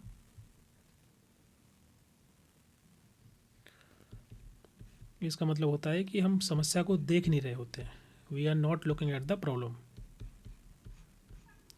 जैसे कोई व्यक्ति अगर सिगरेट पीता है, स्मोकिंग करता है, तो उसको नहीं नज़र आ रहा था कि इसकी इसी वजह से कोई प्रॉब्लम होने वाली है, इसका कोई हेल्थ कंसर्न हो सकते हैं। ओके, उसको नहीं लगता है कि स्मोकिंग करने से किसी प्रकार का हार्म होगा हमको। When people are unwilling to change, वो अपने आप को नहीं बदलना चाहते, नहीं चेंज करना चाहते हैं, और प्रॉब्लम को भी रिकोगनाइज नहीं करते हैं कि दे डोंट थिंक कि there is a problem in the smoking, और इसका कोई नेगेटिव इम्पैक्ट हो सकता है हमारी हेल्थ पर। इसको बोलते हैं प्री कंटेम्पलेशन। दूसरा होता है कंटेम्पलेशन।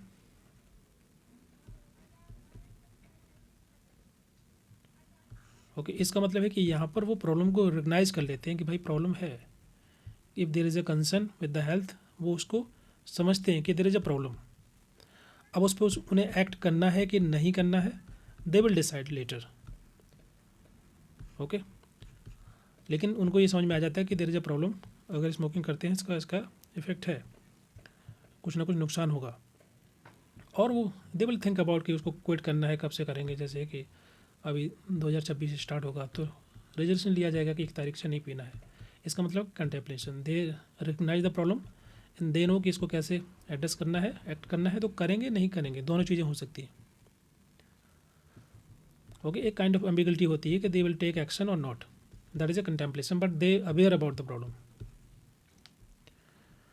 नेक्स्ट है प्रेपरेशन।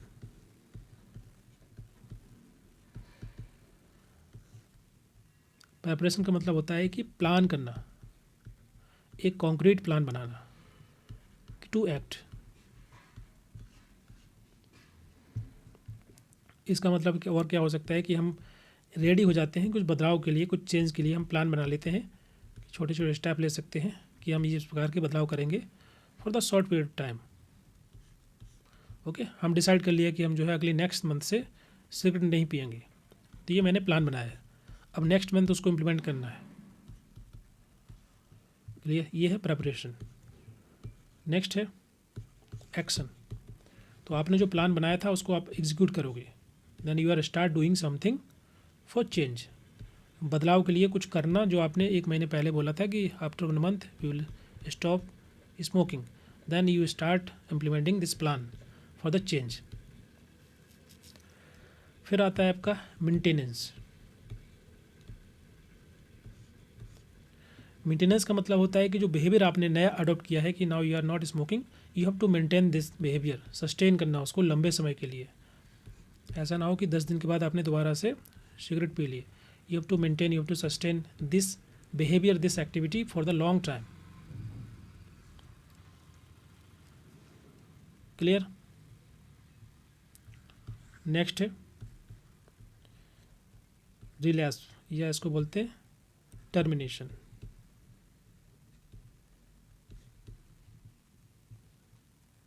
ओके, इसका मतलब क्या हुआ कि हो सकता है व्यक्ति दोबारा से ओल्ड बिहेवियर को अडॉप्ट कर ले। ओके, लेकिन कुछ समय के लिए उसको हम फेलियर नहीं बोलेंगे कि उसने बदलाव नहीं किया, बट कुछ टाइम के लिए हो सकता है दोबारा से स्मोकिंग करना स्टार्ट करे, और मे बी उसको वो पूर्ण रूप से ख़त्म भी कर सकता है। तो ये कहलाता है हमारा रिलैप्स और टर्मिनेशन, कि उसने सिगरेट पी लिया, उसको एक्नॉलेज कर रहा है उस चीज़ को कि हमने गलती कर दी, हमने पी ली है, बट उसको नहीं पीना है। तो इसको बोलते हैं रिलैप्स करना, या उस चीज़ को मान लेना, एक्नॉलेज कर लेना उस प्रोसेस को।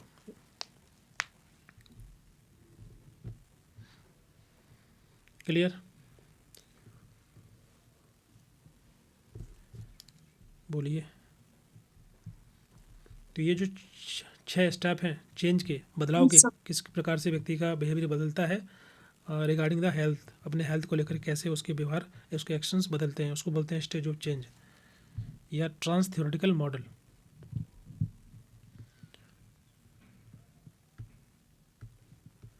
दूसरा है theory of reason action.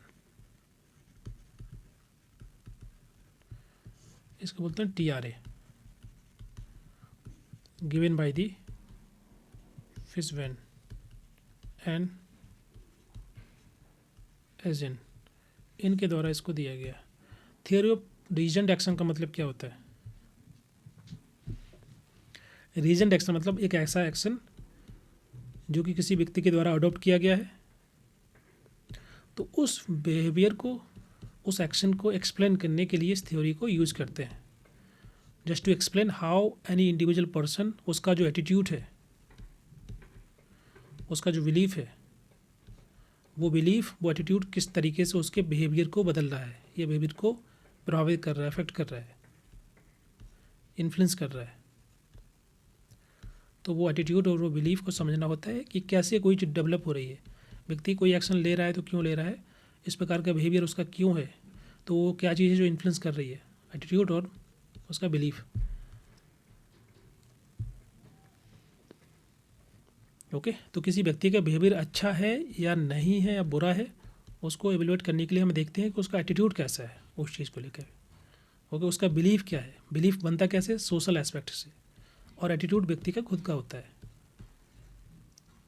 Clear? Sir ये सारे कौन से यूनिट में आ रहे हैं? इसी में है।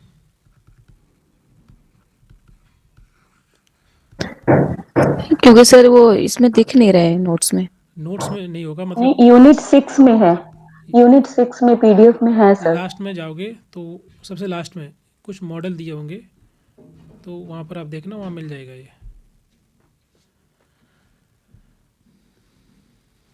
ठीक है, ये हमारे सिलेबस का ही पार्ट है, तो इसको देख लेते हैं। ओके, तो इसका मतलब हुआ कि जो व्यक्ति का इंटेंशन है,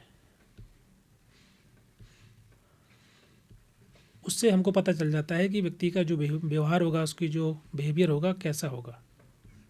किसी बिहेवियर को वो अपनाएगा या उसको परफॉर्म करेगा कि नहीं करेगा, वो डिपेंड करता है उसके इंटेंशन पर। ओके, इंटेंशन बनती कैसे है? दो चीज़ों से, एक व्यक्ति का एटीट्यूड टुवार्ड्स द बिहेवियर, और दूसरा सब्जेक्टिव नॉर्म्स। सब्जेक्टिव नॉर्म बनती है उसके बैकग्राउंड से, जैसे बैकग्राउंड मतलब होता है व्यक्ति की अपनी पर्सनालिटी हो गई, उसका मूड कैसा है, उसका इमोशन कैसे हैं, ठीक है, उसका इंटेलिजेंस, ये फैक्टर हो गए। कुछ सोशल फैक्टर हो जाते हैं, जैसे एजुकेशन लेवल, कितना पढ़ा लिखा है व्यक्ति। जैसे कि फॉर एग्जांपल किसी को कोई बीमारी है, तो एक व्यक्ति जो पढ़ा लिखा है उस बीमारी को अलग तरीके से देखेगा, और उसकी सिविरिटी लेवल को ये व्यक्ति जो कम पढ़ा लिखा है वो उसको अलग तरीके से देखेगा। दूसरा होता है इनकम लेवल। गरीब व्यक्ति और अमीर व्यक्ति दोनों ही उसको किसी बीमारी को अलग तरीके से देखते हैं। नेक्स्ट फैक्टर हो सकता है रिलीजन, रिलीजन भी एक फैक्टर हो जाता है। कल्चर एक फैक्टर हो गया। एज फैक्टर हो गया। एज में क्या होता है, जैसे जो बूढ़े लोग होते हैं वो अवॉइड करते हैं, जैसे उनको कोई बीमारी हुई, कोई प्रॉब्लम हो गई, तो वो सोचते हैं क्यों खर्चा होगा उनके बच्चों का, छोड़ देते हैं, रहने देते हैं, क्या करेंगे। तो ये उनका एटीट्यूड है बिकॉज ऑफ एज। एज उनकी ज़्यादा होगी इसलिए वो उस तरीके से उस हेल्थ को देख रहे हैं। वहीं कोई व्यक्ति अगर अभी यंग है, स्टेज में है, तो वो सोचेगा कि अभी तो पूरी ज़िंदगी बची है, तो बेटर है कि हेल्थ कंडीशन को ठीक कर लेते हैं। तो एज एक फैक्टर हो गया। इसी प्रकार से बहुत सारे फैक्टर होते हैं, ये सब हमारे कहलाते हैं सब्जेक्टिव नॉर्म्स। तो व्यक्ति जब किसी प्रकार के बिहेवियर को दर्शाता है तो एक उसका जो सब्जेक्टिव नॉर्म्स है वो भी कहीं ना कहीं इंपॉर्टेंट रोल प्ले करता है। और दूसरा फैक्टर हो गया आपका, ये दूसरा है, पहला हो गया एटीट्यूड, उस व्यक्ति का खुद का एटीट्यूड टुवार्ड्स बिहेवियर। दोनों मिलाकर के बनते हैं इंटेंशन। ओके, और वही इंटेंशन रिफ्लेक्ट होता है व्यक्ति के बिहेवियर में।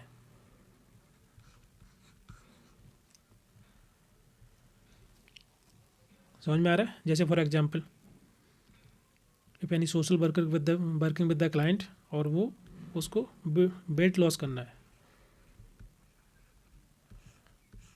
ओके, और क्लाइंट का जो एटीट्यूड है वो नेगेटिव है टुवार्ड्स द एक्सरसाइज। जब वेट लॉस करना है तो एक्सरसाइज तो करनी पड़ेगी।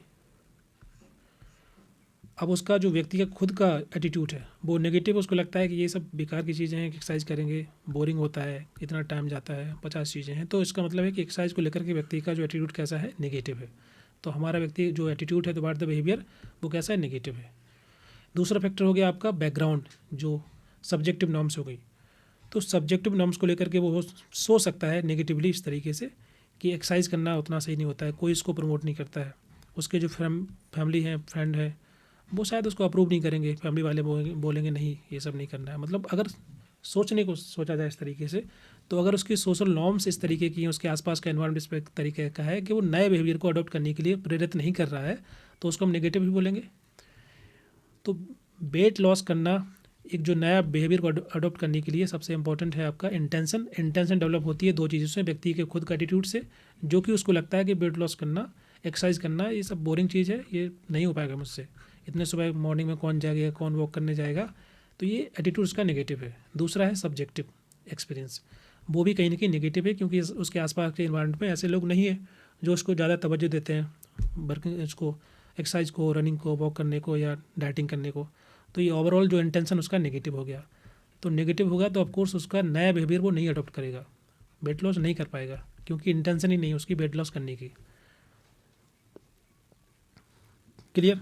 तो टीआरएस से ये मदद मिलती है समझने के लिए कि व्यक्ति का बिहेवियर, वो अपना बिहेवियर बदलना चाहता है कि नहीं चाहता है, किसी प्रकार के नए चेंज के लिए वो राजी है कि नहीं है, वो आपका डिसाइड करेगा टीआरए।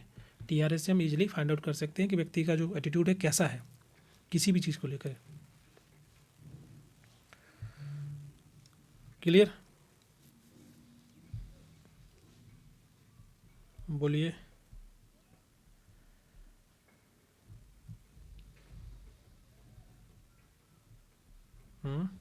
जी सर।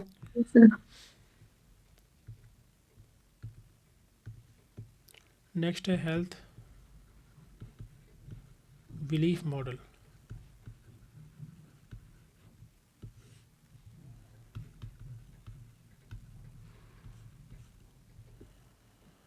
हेल्थ बिलीफ मॉडल जो है दिया गया है हॉचबॉम के द्वारा। ये नाम भी थोड़ा अजीब रहते हैं इनके, रोसेनस्टॉक।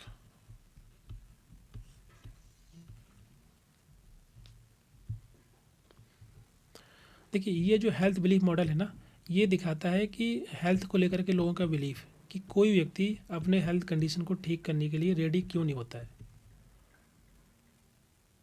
ओके, जैसे कोई व्यक्ति है, कोई हेल्थ प्रोग्राम चलाया जा रहा है किसी प्रॉब्लम को ठीक करने के लिए, एड्रेस करने के लिए, किसी को कोई डिजीज़ है, ओके, तो उस डिजीज़ को वो ठीक नहीं करना चाहता है।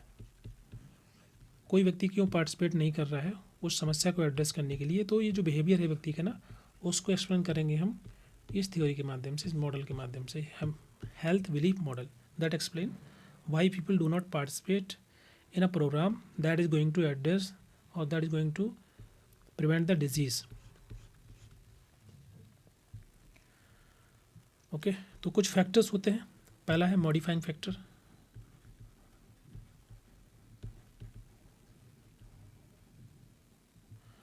मॉडिफाइंग फैक्टर वो होते हैं कि जो इनडायरेक्टली कहीं ना कहीं इफेक्ट करते हैं हेल्थ बिहेवियर को,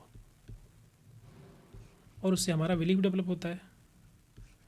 जैसे जो पहले वाले मैंने थ्योरी में बताया है, डेमोग्राफिक वेरिएबल, एज हो गया, जेंडर हो गया, एजुकेशन है, कितना पढ़ा लिखा व्यक्ति है, इनकम लेवल उसका कितना है, एथनिसिटी कौन सी है, कल्चर कौन सा है, एक फैक्टर ये हो गया। दूसरा हो गया awareness about the health, health knowledge उसको कितना है, कितना अवेयर है हेल्थ को लेकर के वो, ये भी एक फैक्टर होता है। कभी कभी लोगों को पता ही नहीं होता है, जागरूक नहीं होते हैं इतना, तो ये एक फैक्टर हो गया। इसके अलावा जियोग्राफिकल लोकेशन, कि व्यक्ति रहता कहाँ है, अर्बन एरिया और रूरल एरिया दोनों में रहने वाले लोग किसी भी डिजीज़ को, किसी प्रॉब्लम को अलग तरीके से देखते हैं। एक जगह के लोग ज़्यादा कॉन्शियस होंगे हेल्थ को लेकर के, दूसरी जगह के हो सकता है कम कॉन्शियस हो, तो ये डिपेंड करता है ज्योग्राफी पे भी। इसी प्रकार से और भी कल्चर फैक्टर हो गया और कई प्रकार के फैक्टर हो गए, तो ये सब मॉडिफाइंग फैक्टर होते हैं। ओके, जैसे कोई व्यक्ति है गांव में रहता है, वो कम पढ़ा लिखा है, एजुकेटेड कम है, उसको कम अवेयरनेस है हेल्थ को लेकर के, तो उस हिसाब से वो फिर बिहेव करेगा या अपनी समस्या को एड्रेस करने के लिए वो राजी होगा नहीं होगा, हो सकता है पार्टिसिपेट न करे to address the health concern. तो ये सभी फैक्टर जो होते हैं वो कहीं ना कहीं व्यक्ति को अफेक्ट करते हैं या उसके एक्शंस लेने में। क्लियर? तो ये आपका हो गया मॉडिफाइंग फैक्टर।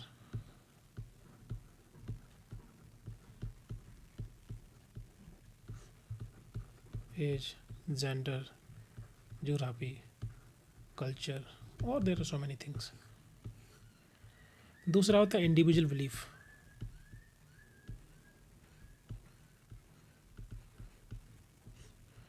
इंडिविजुअल बिलीफ में आते हैं कुछ टर्म जैसे perceived susceptibility to the disease. Perceived susceptibility क्या होती है? इसका मतलब होता है कि उस डिजीज़ को लेकर के व्यक्ति कितना संवेदनशील है। क्या उसको पता है कि ड्रिंक करने से क्या नुकसान होता है, सिगरेट पीने से क्या नुकसान होता है, या अनहेल्दी खाना खाने से क्या नुकसान है? कितना अवेयर है, कितना संवेदनशील है, उसको बोलते हैं perceived susceptibility to the disease.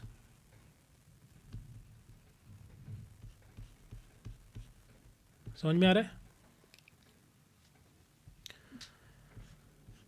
अपनी डिजीज़ को लेकर के कितना वो सेंसिटिव है, कितना संवेदनशील है, ये हाईलाइट करता है परसीव्ड ससेप्टिबिलिटी कि भाई ये रिस्क हो सकता है।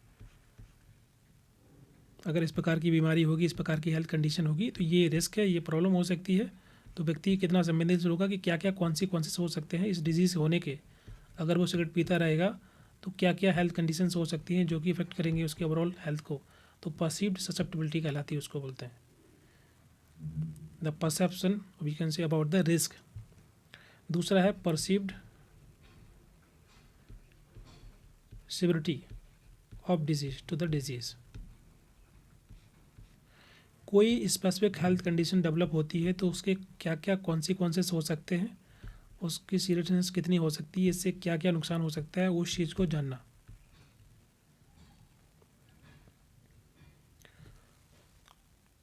ओके, इसका मतलब क्या हुआ? अगर व्यक्ति को पता है क्या क्या कॉन्सिक्वेंसेस हैं कि लंग खराब हो सकते हैं, क्या और भी ऑर्गन्स खराब हो सकते हैं, तो उनके जो कॉन्सिक्वेंसेस होते हैं उसको पता है उसको, इसलिए वो अपने आप को बदल सकता है, चेंज कर सकता है बिकॉज ऑफ कि ही और see know the consequences of the disease. तो perceived severity of the disease, उसकी सीरियसनेस को जानना, समझ पाना, उसको बोलते हैं परसीव्ड सिविरिटी ऑफ डिजीज़। दो हो गए। तीसरा है perceived benefits to prevent disease. किसी भी डिजीज़ को अगर हम रोक पाएंगे तो उसके क्या क्या बेनिफिट हो सकते हैं। क्लियर? नेक्स्ट है perceived barrier to prevent disease, prevent action, कि हम जो एक्शन लेने वाले हैं ना डिजीज़ को एड्रेस करने के लिए, ठीक करने के लिए, तो उसमें क्या क्या बैरियर आ सकते हैं। ओके, जब कोई व्यक्ति एक्शन लेता है तो कुछ ना कुछ negative potential kind of behaviour develop हो जाते हैं, या उसको लगता है कि यार ये सब हम पे हो नहीं पाएगा, कि सुबह से मॉर्निंग वॉक कौन करेगा, सर्दी है, ठंडी बहुत है, सुबह नहीं जा पाएंगे। तो ये क्या है? ये नेगेटिव बैरियर हैं जो कि एक्शन लेने से उसको रोक रहे हैं। समझ में आ रहा है? बोलिए। Yes sir. एक और होता है that is the perceived self efficacy. Okay, किसी भी डिजीज़ को एड्रेस करने के लिए, हेल्थ कंडीशन को ठीक करने के लिए उसका खुद का एटीट्यूड, उसका बिहेवियर, उसकी जो सेल्फ मोटिवेशन है वो कितना काम करती है, उसको बोलेंगे परसीव्ड सेल्फ एफिकेसी। तो ये फैक्टर हो गए आपके मॉडिफाइंग फैक्टर। दूसरा हो गया इंडिविजुअल बिलीफ।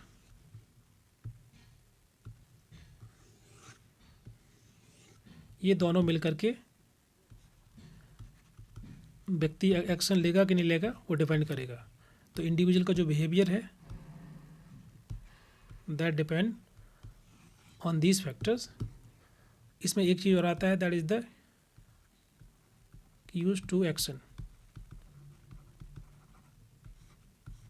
इसका मतलब होता है कि कभी कभी क्या होता है कि मतलब मॉडिफाइंग फैक्टर भी सही उतने अच्छे नहीं है, उसको लग रहा है कि नहीं ठीक है, नहीं ठीक करना है अपने आप को, कोई दिक्कत नहीं है, और इस प्रकार से उसका जो परसीव्ड बिलीफ है, जो इंडिविजुअल बिलीफ है, वो उतना इफेक्टिव नहीं है। लेकिन कुछ ऐसी चीज़ें होती हैं, कुछ ऐसी ट्रिगर कर जाती हैं चीज़ें जिससे व्यक्ति अपने आप को ठीक करना चाहता है। जैसे उसने देखा कि मीडिया वगैरह में, टीवी में या सोशल मीडिया पे या कहीं पर भी कि इस प्रकार की बीमारी किसी व्यक्ति को थी और उसको इस प्रकार की प्रॉब्लम हो गई, या इतना सारा पैसा खर्च हो गया उसको एड्रेस करने के लिए, या किसी व्यक्ति की डेथ हो गई, या फैमिली मेम्बर्स में कोई है, या आसपास के सराउंडिंग में कोई ऐसी व्यक्ति था जिसको सेम डिजीज़ थी, तो इस प्रकार की सामना करना पड़ रहा है। तो ये सब चीज़ें व्यक्ति को ट्रिगर कर जाती हैं कि नहीं भाई एक्शन लेना पड़ेगा, ठीक करना पड़ेगा अपने आप को, नहीं तो और भी दिक्कत हो सकती है। तो एक तो ये फैक्टर हो गया आपका, और 2 फैक्टर ये हो गए। क्लियर?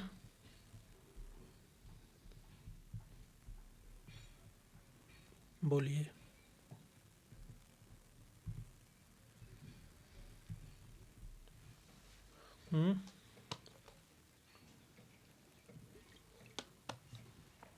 आगे बढ़े या इसको रिपीट करना है?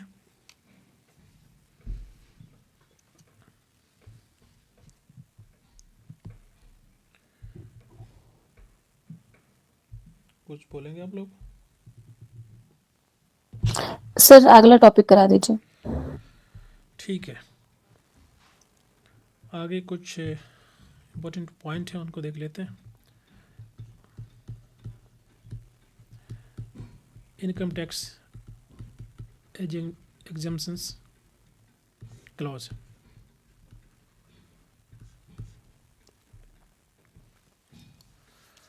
ओके, जैसे कोई एनजीओ है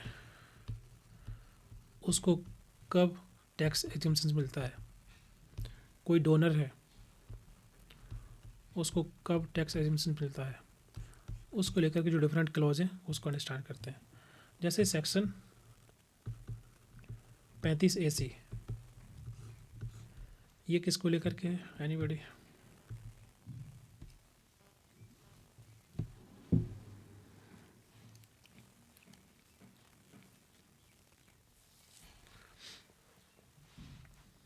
कोई बताएगा?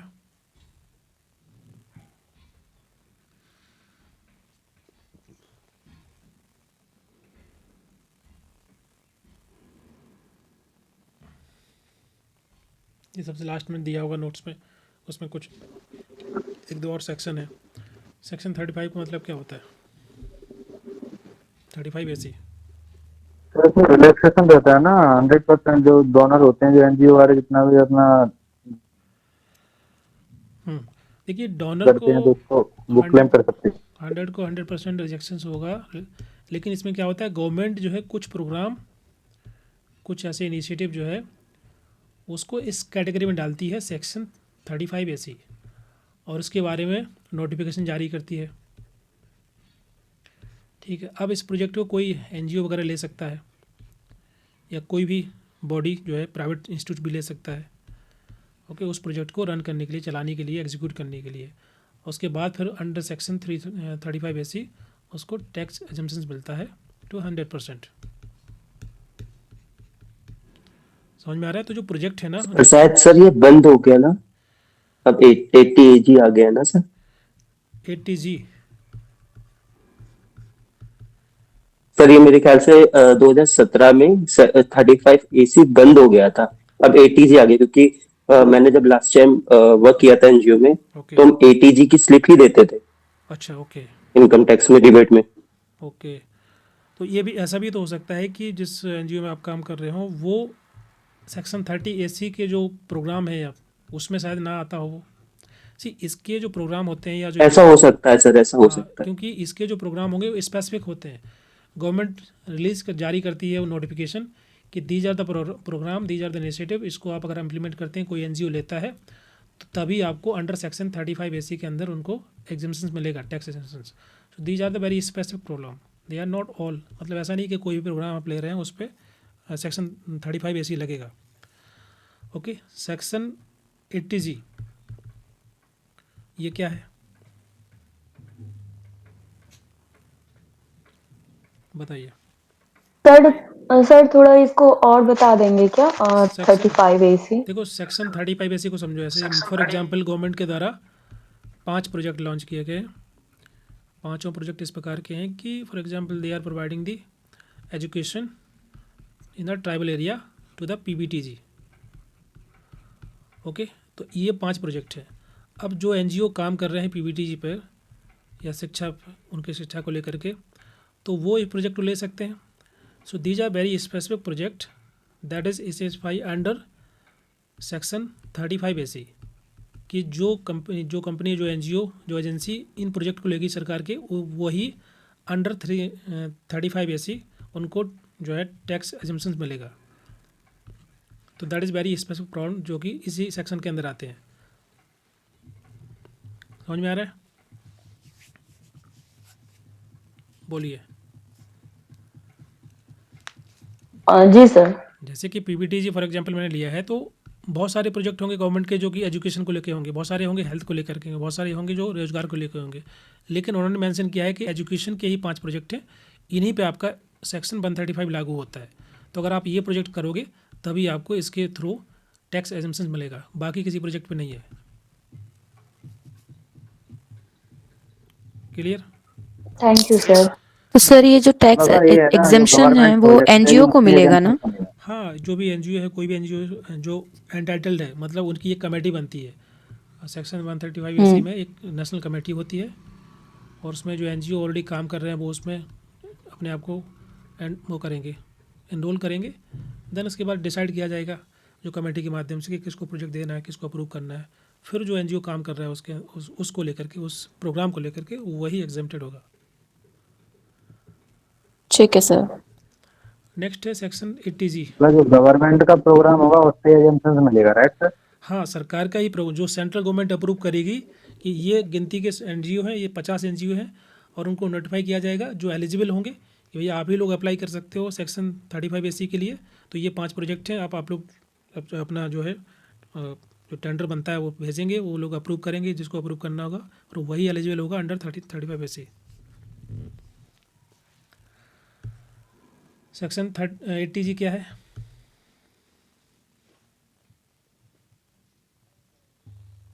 सर मैं इससे फिर तो मैं ही गलत था, क्योंकि 80G में तो डोनर को रिलैक्सेशन मिलता है टैक्स का।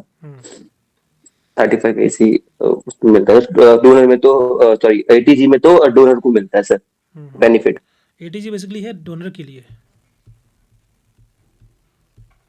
जो डोनेशन दिया जाएगा किसी भी चैरिटेबल इंस्टीट्यूशंस के अंदर, तो इस क्लॉज के अंदर जो डोनर है वो एलिजिबल है for the deduction of the tax. वो डिपेंड करता है कितना, 100% या 50% कितना होता है। तो ये होगा, ये डोनर के लिए 80G। तो sir 80G is only for donor, not हाँ, फॉर एनजीओ और? नहीं, जैसे कि कोई व्यक्ति ओके। एनजीओ को पैसा दे देता है कि भैया हम 2 लाख रुपए दे रहे हैं, कोई बड़ी कंपनी है, उन्होंने वो पैसा वहाँ दे दिया, तो जो वो पैसा देंगे तो वो कहीं ना कहीं उस पैसे से अपना उनका कुछ ना कुछ डिडक्शन हो जाएगा टैक्स, 50%, 100%, जो भी जैसा भी होगा क्राइटेरिया उसके हिसाब से। ठीक है सर। क्लियर है? एक और होता है दैट इज सेक्शन 12A। ये क्या है?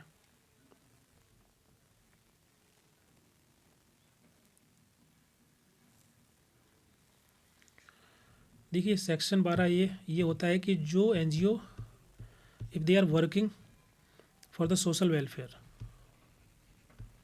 ओके, या उनका जो पर्पज़ है वो प्रॉफिट कमाना नहीं है, they are totally focus on the welfare, okay, तो these NGO are exempted from the tax. तो वो आता है आपका सेक्शन 12A। जो सेक्शन 12A आपका इनकम टैक्स एक्ट 1961 का है क्लॉज।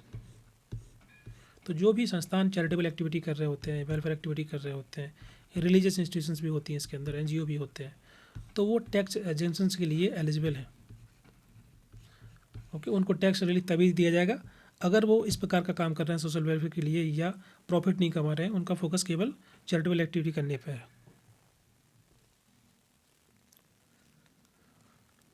क्लियर? यस सर, मतलब 35AC और सेक्शन 12A ये दोनों एनजीओ के लिए हैं। हाँ, 35AC लेकिन स्पेसिफिक एनजीओ के लिए है। ये आपका जो 12AC है वो हाँ। कोई भी एनजीओ हो सकता है जो कि स्पेशली चैरिटेबल एक्टिविटी कर रहा है, और 12 जो इनकम टैक्स एक्ट 1961 का क्लॉज है उसी के लिए है। Okay sir. ठीक है, ओके। तो ये कुछ इंपॉर्टेंट टॉपिक थे यूनिट 6 से जो हम लोग डिस्कस किए हैं।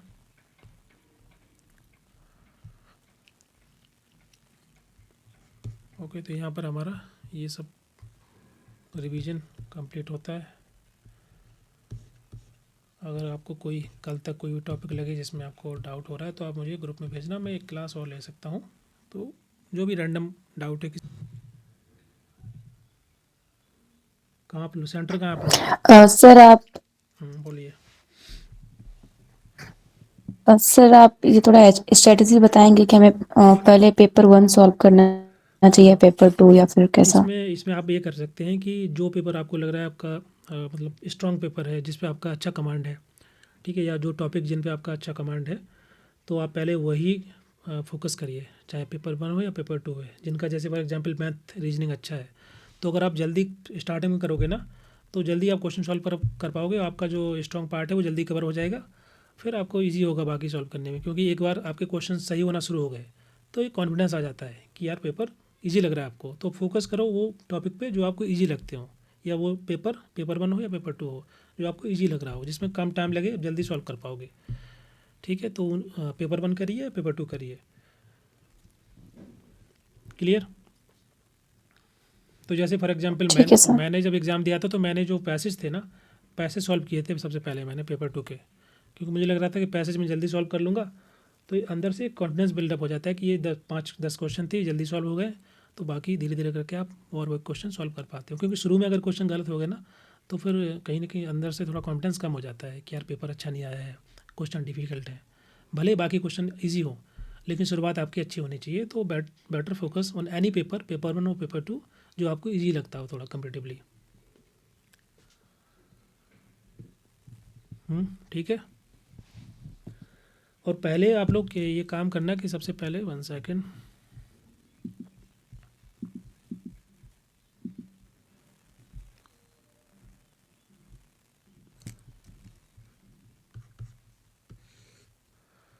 पेपर को ना आप 2-3 राउंड में सॉल्व करना, क्योंकि कभी कभी क्या होता है बहुत सारे क्वेश्चन ऐसे और डिफ़िकल्ट होते हैं, आपका टाइम बर्बाद कर देंगे।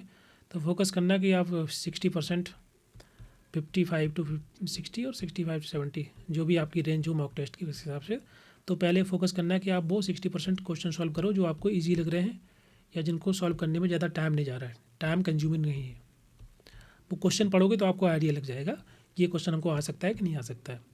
ठीक है, तो उसको एक बार पढ़ लेना या देखने से आइडिया लग जाए कि क्वेश्चन डिफिकल्ट है कि ईजी है। तो पहले 60 क्वेश्चन वही सॉल्व करना, बाकी स्किप करते जाना, मार्क कर देना, मार्क करने के भी ऑप्शन आता है ना उसमें। ठीक है, तो 60 क्वेश्चन वो कर लेना, उसके बाद फिर 20 क्वेश्चन और करना जिनमें थोड़ा टाइम लग सकता है, फिर बाकी के 20-30 लास्ट में करना। तो ये पेपर 1 पेपर 2 दोनों के लिए स्ट्रेटजी अपनाना, ताकि शुरुआत के जो क्वेश्चन हो वो गलत ना हो, वो कम टाइम में आप सॉल्व कर पाओ। फिर आपका जो मॉडरेट लेवल का क्वेश्चन है उसको फोकस करना, फिर जो डिफिकल्ट लेवल का क्वेश्चन है उसको फोकस करना है, क्योंकि डिफिकल्ट लेवल के क्वेश्चन कम होते हैं तो टाइम कम रहेगा। और इनकेस अगर आपको नहीं भी आ रहा तो आप तुक्का लगा दीजिए, ऑप्शन एलिमिनेट कर लीजिए कि 50% चांसेस हो जाएंगे करेक्ट होने के, क्योंकि माइनस मार्किंग होती ही नहीं है। तो आप ऐसा ना हो कि आप क्वेश्चन पूरे पढ़ ही ना पाओ। कभी कभी ऐसा होता है कि लास्ट में आप जाओगे, जैसे फॉर एग्जाम्पल 50 क्वेश्चन है पेपर 1 के, तो शुरुआत के क्वेश्चन डिफिकल्ट होंगे, लास्ट में 2-3 क्वेश्चन ऐसे होंगे बहुत ईजी होंगे, तो हो सकता है आप वहाँ तक पहुँच ही ना पाओ, क्योंकि आपने बहुत सारा टाइम बर्बाद कर दिया इन डिफिकल्ट क्वेश्चन को सॉल्व करने में, जबकि लास्ट के क्वेश्चन ईजी थे, जल्दी कम टाइम में ज़्यादा सॉल्व हो सकता था। ओके, तो आपको हर एक क्वेश्चन को पढ़ना है, पूरा एक एक क्वेश्चन पढ़ना है, कम टाइम में जल्दी जल्दी पढ़ना, ताकि क्वेश्चन पढ़ पाओ पूरे और सॉल्व करते जाओ। जो ईजी होंगे वो आपके सॉल्व होते जाएंगे पहले राउंड में, फर्स्ट राउंड में। उसके बाद आपको फोकस करना सेकंड राउंड के अंदर जो मॉडरेट लेवल के हैं, जिनको आपको थोड़ा टाइम लग रहा है कि यार पढ़ना है, थोड़ा सोचना भी है, कौन सा करेक्ट हो सकता है, कौन सा गलत हो सकता है, उसमें आप टाइम देना। फिर देना जो डिफिकल्ट है, सबसे डिफिकल्ट जो आपको लग रहा है कि ये तो आउट ऑफ सिलेबस आ गया, ये क्वेश्चन तो हम पढ़ ही नहीं थे सिलेबस के अंदर, ये कहाँ से आ गया, तो वो एकदम बाद में करना है। क्योंकि अगर आप उस पर फोकस करोगे तो बहुत टाइम बर्बाद हो जाएगा, फिर लास्ट में जल्दी जल्दी करोगे तो सही क्वेश्चन जो हो सकते थे वो भी गलत हो जाएंगे। Okay, so you have to focus to easy question. Second round में आपको जो मॉडरेट लेवल के हैं वो फोकस करना है। थर्ड में जो आपको लग रहा है कि आउट ऑफ सिलेबस है, आउट ऑफ कॉन्टेक्स्ट, आपने पढ़ा नहीं है, जो डिफिकल्ट लग रहा है आपको, उस पर बाद में टाइम देना है, ताकि ये जो दोनों राउंड में लगभग आपके 65 to 70, 75, 80 तक क्वेश्चन हो जाएंगे। इतना परसेंट आपका पूरा पेपर कवर हो जाएगा। बाकी 20% के लिए ये जो डिफ़िकल्ट होंगे उन पर फोकस करना है। हमारा फोकस एग्ज़ाम क्लियर करना है, ठीक है। वहाँ बहुत ज़्यादा आपको इमोशनल नहीं होना है कि भैया ये वाला टॉपिक तो हमको आता था, ये गलत क्यों हो रहा है। हो सकता है कि जो टॉपिक आपका स्ट्रांग हो वो टॉपिक का क्वेश्चन गलत हो जाए, ये बिल्कुल हो सकता है।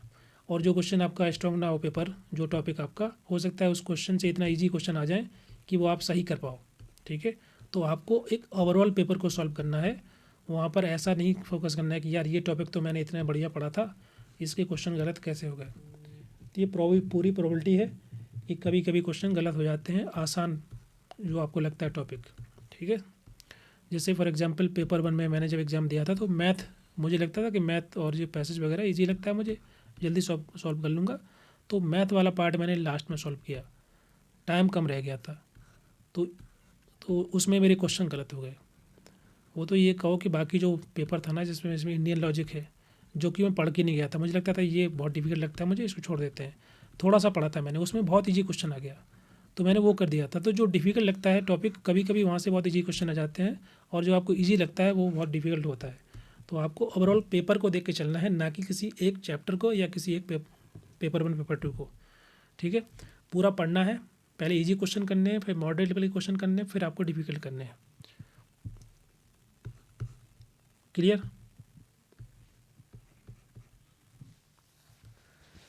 जी सर। ठीक है, और सेंटर पे पहले पहुंच जाना, मतलब ऐसा ना हो कि जब आपका पेपर जितने बजे आप 10 मिनट पहले पहुंच रहे हैं। ठीक है, आराम से 15-20 मिनट पहले, एक आध घंटे पहले, 30 मिनट पहले पहुंच जाइए, वहाँ बैठिए आराम से, चाय पीजिए, मन शांत होगा आपका तो अच्छे से एग्ज़ाम हो पाएगा। ठीक है, और जब एंटर करना होता है सेंटर के अंदर तो पहले ही लाइन में लग जाना, अगर लाइन वगैरह लगी है। ऐसा ना हो कि बाद में हड़बड़ी के चक्कर में फिर आप अपना रूम देख रहे हो जल्दी जल्दी में, तो पहले पहुंच जाओ, आराम से एंट्री करो, स्टार्टिंग में लाइन में लग जाओ और जाके अपने सीट पे बैठो, थोड़ी देर वहाँ का एनवायरनमेंट को समझो, फिर शांति से पेपर दो। कोई जल्दी जल्दी नहीं करना है कि वैसा होगा वैसा होगा। अब ये सोच के जाइए कि आपने जो पढ़ा है ना, जितना पढ़ रखा है वही एग्ज़ाम में आना है। ये बेस्ट स्ट्रैटेजी होती है कि आपको अपने पे भरोसा होना चाहिए, आपको बिलीफ होना चाहिए कि हमने जो भी पढ़ रखा है, ये मान लीजिए आपने फॉर एग्जांपल यूनिट 10 में से 8 यूनिट अच्छे से कवर कर रखी है, 2 में थोड़ा आपको डाउट लग रहा है, तो विश्वास करो कि ज़्यादा क्वेश्चन 90% क्वेश्चन इन 8 यूनिट से आने वाले हैं। ठीक है, ये एक भरोसा अपने आप पे आपको लेके चलना है। अगर भरोसा होगा तो जो क्वेश्चन आपको डिफिकल्ट लग रहे हैं कभी कभी वो भी आसान लगते हैं और आप सॉल्व कर पाओगे। क्लियर? और एग्ज़ाम से पहले एकदम शांत, एकदम यस सर। उसके उस दिन बहुत ज़्यादा पढ़ना नहीं है। संडे को आपने जो पढ़ा होगा 6 महीने में ना, वही एग्ज़ाम में आएगा, ये सोच के चलना है। ऐसा नहीं है कि लास्ट में आप बहुत ज़्यादा रिवीजन कर रहे हैं, कन्फ्यूजन क्रिएट हो रहा है अननेसेसरी, ये इसका ईयर क्या है, इसका ईयर क्या है, तो इससे क्या है और बाकी क्वेश्चन गलत हो सकते हैं। तो जितना पढ़ना पढ़ लेना शाम तक, फिर आराम से पूरा नींद करना, 7-8 घंटे सोना और सुबह जाके एग्ज़ाम देना। ओके,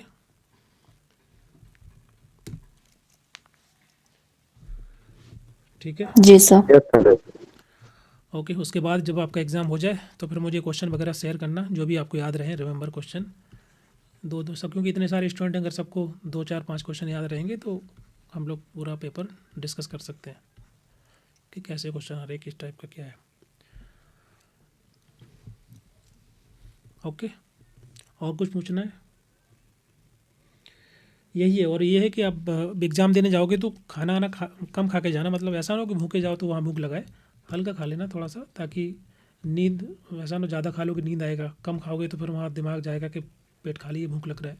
तो थोड़ा सा ब्रेकफास्ट करना ताकि 2-4 घंटे बैठे रहो, नींद ना आए और एक्टिव रहो, आपका दिमाग बढ़िया से काम करे। ठीक, तो ये चलिए, all the very best for your exam. Thank you sir. And in okay, thank you sir.